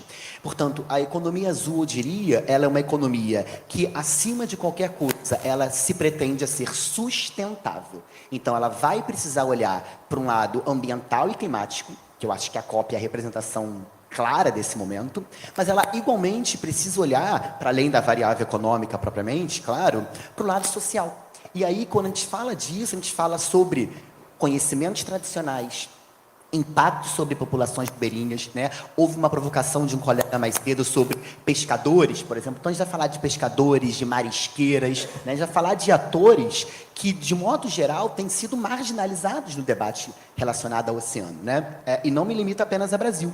Então, essa economia azul, ela é esse conceito em desenvolvimento, há um espaço para todas e todos, né? Eu brinco que a economia azul é tão ampla, mas tão ampla, que dá até para economista falar a respeito. jeito, porque ela não deve se limitar à agenda da economia. E eu sou economista e professor de economia, mas a gente percebe cada vez mais outros profissionais de outras áreas do saber participando desse debate, e tem que ser assim, né, para que a gente consiga pensar finalmente fora da caixa.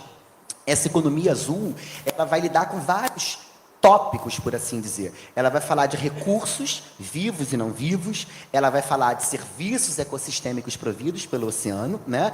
E ela vai falar de setores e atividades da economia, né? São as famosas Ocean-Based Industries, né? Então, é um catatal de coisa. Agora, ao tratar de tantos tópicos e envolver tantos atores, naturalmente que emerge desse processo o quê? Potenciais conflitos. E aí, nesse sentido, eu diria que a governança oceânica, o planejamento espacial marinho, né, a gestão costeira, eles são chave no processo. Então, dificilmente eu falo só da economia azul desconectado de governança ou desconectado de planejamento espacial marinho, porque efetivamente são tópicos que vêm, né, precisam vir juntos para evitar conflitos potenciais presentes ou mesmo futuros. Tá?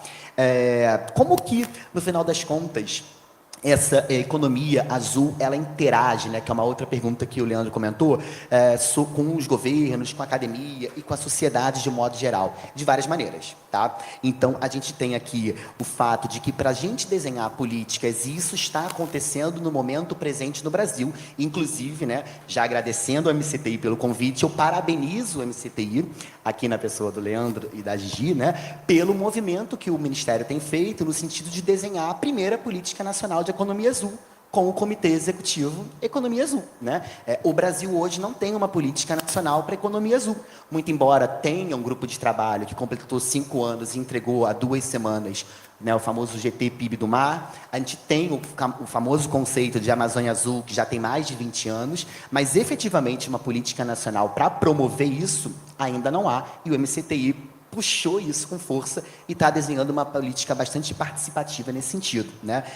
Então, a gente vai precisar de colaboração, isso é chave.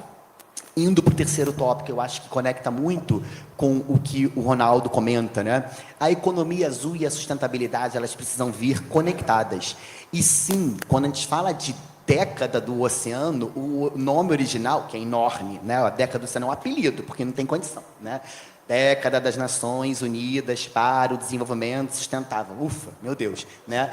Da ciência oceânica para o desenvolvimento sustentável. Gente, não dá, a gente até se perde, né?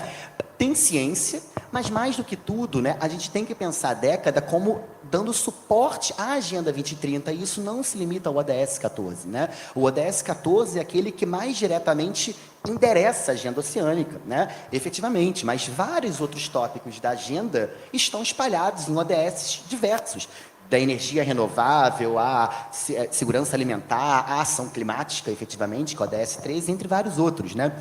Então, efetivamente, a economia azul, eu diria, ela permite a gente, na ciência econômica, que é uma ciência muito rígida e engessada, pensar fora da caixinha, né? E construir, né? Então, eu vou fechar agora aqui a minha fala destacando o seguinte: primeiro, o momento em que nós estamos vivendo no presente, né? E eu tive que tomar nota para não esquecer, porque é muita coisa acontecendo, né? A ideia de make wave, surfar a onda, nunca foi mais adequada, né? Porque, reparem, nós temos uma Agenda 2030 que, diferentemente do período que nós tínhamos os desafios do milênio, né, tem ODS diretamente sobre o oceano e vários outros que conectam com isso, né? Nós temos as UNOCs, as conferências de oceano, né? Já tivemos a terceira esse ano lá em Nice, vários aqui presentes estiveram presentes e sabem o quanto que isso é um momento único na agenda internacional. Nós temos BBNJ, como o Marinês falou há pouco. Nós temos a conferência da década do oceano. Ano passado a gente teve a primeira em Barcelona e daqui a 2 anos nós vamos ter a segunda lá no Rio de Janeiro, né? Minha cidade, meu sotaque me entrega de cara, para discutir com o mundo sobre o papel do oceano na ciência e no década de desenvolvimento. Nós tivemos, ano passado, o evento do G20 no Rio, que, com O20, destacou o oceano. A mesa anterior falou disso. COP30 esse ano, primeiro momento na história que o oceano está com essa força toda. Isso só para falar do mundo. No Brasil, A Amazônia Azul, planejamento espacial marinho acontecendo, BNDES Azul, como foi colocado em outras mesas, o MCTI com a política nacional, o GT do Mar entregando definição. Gente, é muita coisa. É um momento muito peculiar, né? Então a gente precisa entender que o oceano chegou com força, não dá mais para voltar atrás, a gente realmente precisa destacar que o oceano é chave na agenda climática, na agenda econômica e na agenda de desenvolvimento de modo geral. Porque no final das contas, e aí realmente fechando a minha fala, quando a gente fala de economia azul, a gente não está falando só de mercados, de dados, e eu falo isso como professor de economia, tá? E eu acho que isso é importante. Não é só dado, não é só gráfico, não é só esses mercados fictícios, são pessoas, no final das contas, somos nós, são empresários, são consumidores, são trabalhadores, são atores, né? E se a gente não percebe que essa economia azul lida com pessoas, vai ficar difícil, né? Então, fazer diferente é fazer uma economia azul que seja qualificada, e aí eu vou citar, acho que 5 adjetivos e fecho, né? Que é uma economia que seja com mudança de comportamento. Então, ela tem que ser inclusiva, ela precisa ser participativa, ela tem que ser sustentável, no final das contas, resiliente e circular. Eu acho que se a gente endereça isso de modo integrado, efetivamente a economia azul vai fazer a diferença que ela se propõe. Reparem que ela se propõe. Isso não é automático, isso não vai surgir do nada. A gente precisa ter vontade política para fazer, e a gente está aqui à disposição para isso. Obrigado.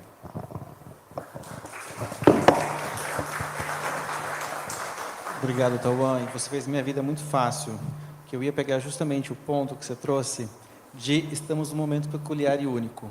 Já vendo numa transição, numa trajetória de o oceano está sempre mais crescente, ele chegou, estabilizou e vai manter até pela perspectiva futura. E é o meu link aqui com todos na mesma pergunta final, como é que a gente pode fazer melhor, tudo que foi feito até agora é maravilhoso, mas qual que é o desafio que a gente precisa fazer melhor para chegar na década da Conferência da Ciência Oceânica para o Desenvolvimento Sustentável, ODC 2027, mantendo o patamar que nós trouxemos, Oceano em Pauta até agora, mas o que precisa melhorar para a gente ter uma década trazendo esse resultado? E acho que a década que vai conectar tudo que a gente conversou aqui, porque a década trouxe a parte de cultura oceânica, trouxe o que a gente precisa para alcançar os objetivos do desenvolvimento sustentável. Então, para manter o oceano em pauta até 27, como esse desafio, como esse slingshot até lá, o que vocês acham que a gente precisa, olhando para a temática oceânica, fazer melhor do que foi feito até agora?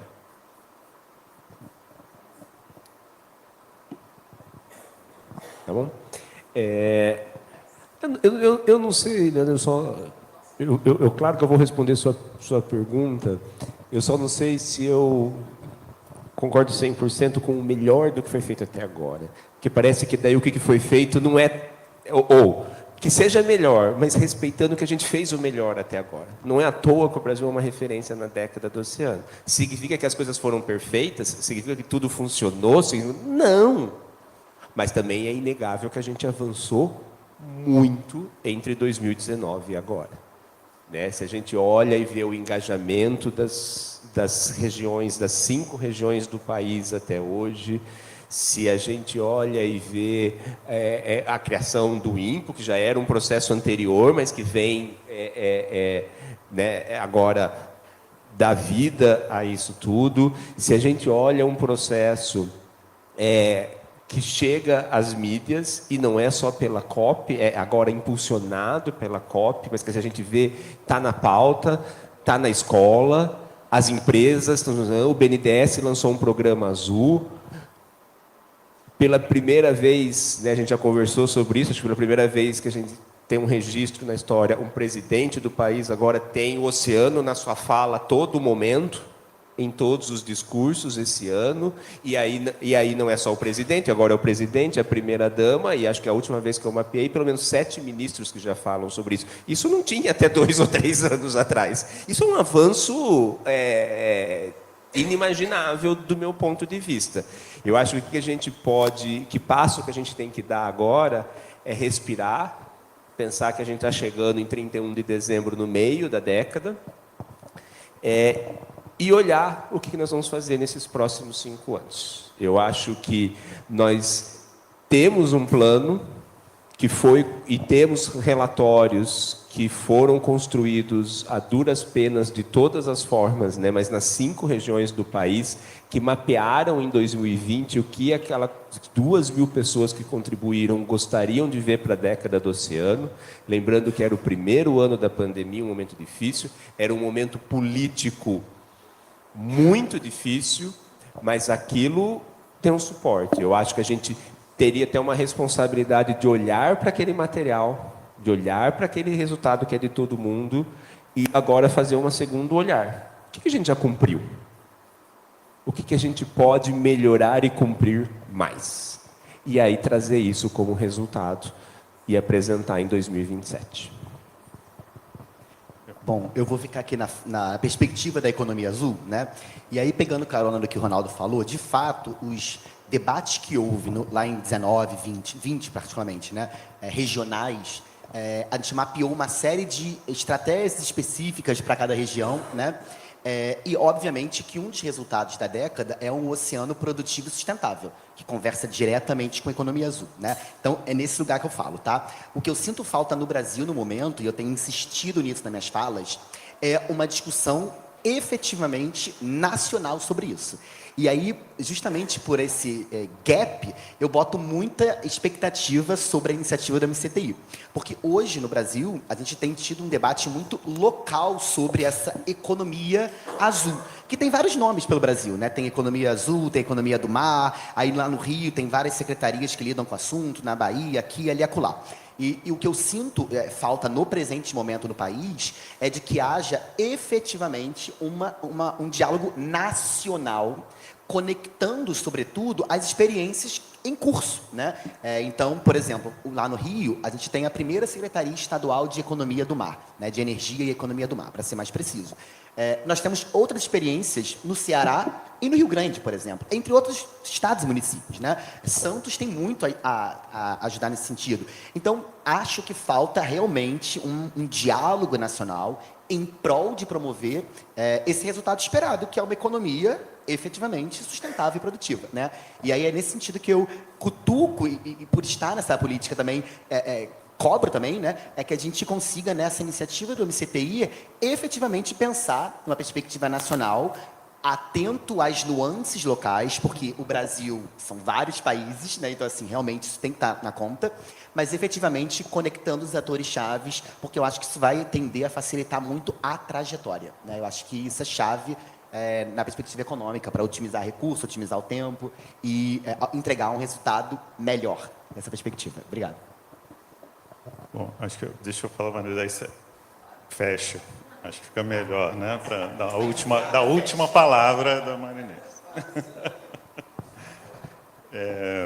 Eu acho que eu vou puxar um pouquinho do que eu ouvi também de cada um, né? Eu acho que parabenizar, né, o Ministério, o governo brasileiro por ser o primeiro país a ter colocado a cultura oceânica nas escolas, né? Eu acho que isso realmente é uma conquista e um exemplo a ser mostrado, né?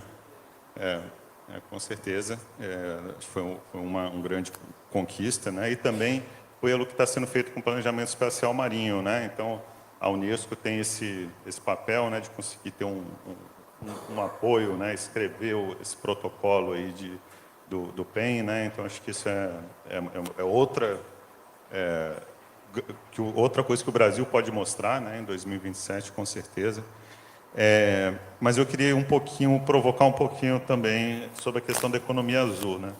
Eu estudei muito sobre economia circular, né? Até antes de entrar na Unesco, eu ajudei na elaboração da norma ISO de economia circular, né? Então, e um dos desafios que a gente sempre tinha era a questão do adjetivo, como você bem colocou aí, né? Por que circular? Por que azul, né? Por que economia criativa, economia, você tem vários adjetivos, né? Então, já se identifica que tem uma necessidade de fazer uma economia um pouco diferente, né? Então, eu acho que é meio por aí, né? Porque se você fala só azul, fica um negócio, por que azul? E a verde? Né? Então, eu acho que é importante ver a essência e não só a semântica do termo ali, né? Se é azul, se é verde, né? A cor que seja, né? Mas acho que o desafio era o mesmo, né? Então, quando a gente pensa em economia circular, você vê a questão do trabalho com os recursos, né? O fluxo dos recursos, o fluxo do dinheiro, o fluxo da informação. Então, isso tem a ver muito com a questão da ciência, né? Cadê aquela informação para eu tomar decisão, para eu, né, fazer esse ciclo andar? E aí eu acho que o oceano tem muito a ensinar com isso, quando ele fala de ciclos, né? Uma coisa até de uma professora de economia, acho que da Inglaterra, falava sobre economia circular, tem a economia Dunnett, né, também, né, que ela fala que nas escolas de economia sempre se ensina a primeira aula oferta e demanda, né? E, na verdade, é um equívoco, né, que a oferta e demanda é uma ferramenta econômica, mas o propósito econômico é muito maior de atender uma demanda da sociedade, fazer com que as coisas funcionam, né, dentro da casa, né? As coisas funcionem. E aí eu queria trazer um pouquinho mais essa parte lúdica até do oceano, né, que ele tem os ciclos, né? Então o oceano tem muito a ensinar sobre ciclos, né, sobre como que esses ciclos da natureza funcionam e como a gente se adequa a ou interage, né, com esses ciclos, né? E eu acho que no Brasil, talvez uma provocação, né, de poder, eu lembro sempre uma coisa que me impressionou, a questão de como que o oceano entra na América Latina, né? Como ele faz aquela curva ali na Amazônia, pega a Cordilheira dos Andes e desce, né? Falam muito das explicações ali do Rio Grande do Sul e do que está acontecendo por causa dessa que não está se precipitando tanta chuva no caminho e está desembocando lá no sul do Brasil. Mas eu também não sei até que ponto tem essa referência científica sólida de que isso acontece, né? Às vezes tem alguns estudos, né, sobre isso. Talvez se tivesse uma visão maior assim do impacto do oceano na América Latina, no clima da América Latina, acho que seria uma coisa interessante de trabalhar em 2027, né? Mas levando assim para a parte do que é o que chamamos de rios voadores, né? Então, um caso, quando eu estava estudando um pouco sobre o oceano, né, e vendo um pouquinho mais de história, tem o caso da Polinésia, né, dos navegadores que saíam das ilhas ali perto da Austrália e subiam lá para o Havaí. E eles achavam o Havaí sempre, né? E uma coisa que tem nessa referência é pela conexão que eles tinham com o mar. Eles conseguiam observar as correntes marítimas, o fluxo dos cardumes, dos peixes, dentro até naquele caminho, para conseguir fazer o mesmo caminho, além das estrelas, né? Mas era uma conexão, uma relação com o mar muito mais íntima, né? Vamos colocar assim, né? Professor Costeiras, como você comentou sobre essa relação, e aí, só para fechar, eu queria compartilhar uma experiência que eu estava dialogando com alguns indígenas lá em São Gabriel da Cachoeira, falando sobre saúde indígena, medicina indígena, foi muito interessante. E quando eu levo a questão do programa das reservas da biosfera, eles falam da relação do ser humano com a natureza. A gente precisa ter um equilíbrio, né? A paz com a natureza e tal. E aí eu acho que traz uma reflexão para a gente fazer também da ciência oceânica e dos conhecimentos tradicionais e da cultura indígena, até aproveitando aqui o tal Curupira ali, né, na COP30, o mascote. Dois povos indígenas, os Yanomamis e os Tucanos, eles não conseguiam entender a pergunta. Como assim? Tiveram que pedir assim, a relação com a natureza, o que vocês estão querendo dizer aqui, para conseguir participar e fazer o trabalho em grupo. Porque eles não fazem essa divisão. Eles e a natureza são uma coisa só, eles são a natureza, né? Então, tem um aspecto cultural aí, a forma como a gente se distanciou, né, do oceano, a gente não faz parte, né, disso. Então, eu acho que talvez trazer um pouco de mitologia, um pouco dos conhecimentos tradicionais também que está se tentando fazer, ter uma união maior com o conhecimento científico, né? Eu acho que é um caminho legal também. Obrigado. Obrigada, Leandro. Acho que eu vou pegar um gancho aqui, que o Sérgio acabou de colocar, porque a pergunta do Leandro foi como é que a gente faz que isso continue, né? Que a gente continue nesse momento, que a gente continue falando do oceano e que a gente chegue... Você acabou de me falar de vários eventos e o All Atlantic que vai ter aqui, depois tem a conferência da década. que a gente continue nesse momento. E eu acho que o que você colocou, Sérgio, é a chave. Voltar a ter essa conexão, ou ter essa conexão, ou entender o oceano como parte da gente, e como parte do país, e como parte da gente, né? Então, eu ouvi algumas vezes, assim, nessas conversas, assim, as pessoas são desconectadas porque a gente não mora lá, mora no oceano. Mas se a gente entender a nossa relação com o oceano, e para isso é muita comunicação, é muito investimento, e é muito investimento em ciência para entender, é muito investimento em ciência hard e ciência social também, é muito investimento em entender as comunidades e os conhecimentos locais para poder passar e continuar, para que essa conexão realmente aconteça, de que o oceano é importante, né? E não é só importante porque a gente gosta de ir na praia e tomar banho de mar, né? Porque às vezes essa é a conexão que já começa bem, tá bom. Mas a gente ter esse realmente esse conhecimento, porque só aí a gente vai continuar com esse momento. Porque se a gente pensar que esse ano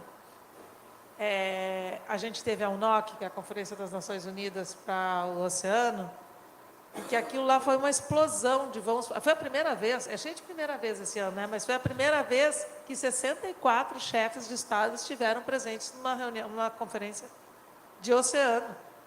Então já começou ali, a gente já falou, tem alguma coisa aí, né? Então, e esse momento a gente ficou mantendo, né? De novo, quando eu falo a gente, é uma comunidade imensa de oceano, mantendo, para chegar agora na COP, e a gente tem que continuar com isso. E é isso, é trazer a conexão para as pessoas de várias maneiras, e é muito investimento. Isso é o investimento do Brasil em ciência, em tecnologia, é o investimento de todas as nações para a gente continuar com esse momento bom que está o oceano. A gente não pode deixar a peteca cair, como eu costumo dizer. Maravilha, obrigado. Acho que essa mesa foi muito produtiva. Eu consegui aprender muito escutando vocês, como sempre. Eu acho que esse é o trabalho coletivo. Esse mutirão deve continuar. Como o Ronaldo comentou, isso virou uma prioridade do governo brasileiro, isso virou uma prioridade do Ministério, mas isso virou uma prioridade porque é uma comunidade inteira, um senso coletivo atuando, continuando com a pauta. Eu acho que esse é o trabalho que deve continuar para os próximos anos e que a gente consiga chegar a um ponto que a máquina pode sozinha, o oceano mantenha a sua pauta a partir da importância que ele tem. Obrigado, pessoal. Encerrar a mesa por agora. Fazemos uma foto no final. Libero todos. Obrigado.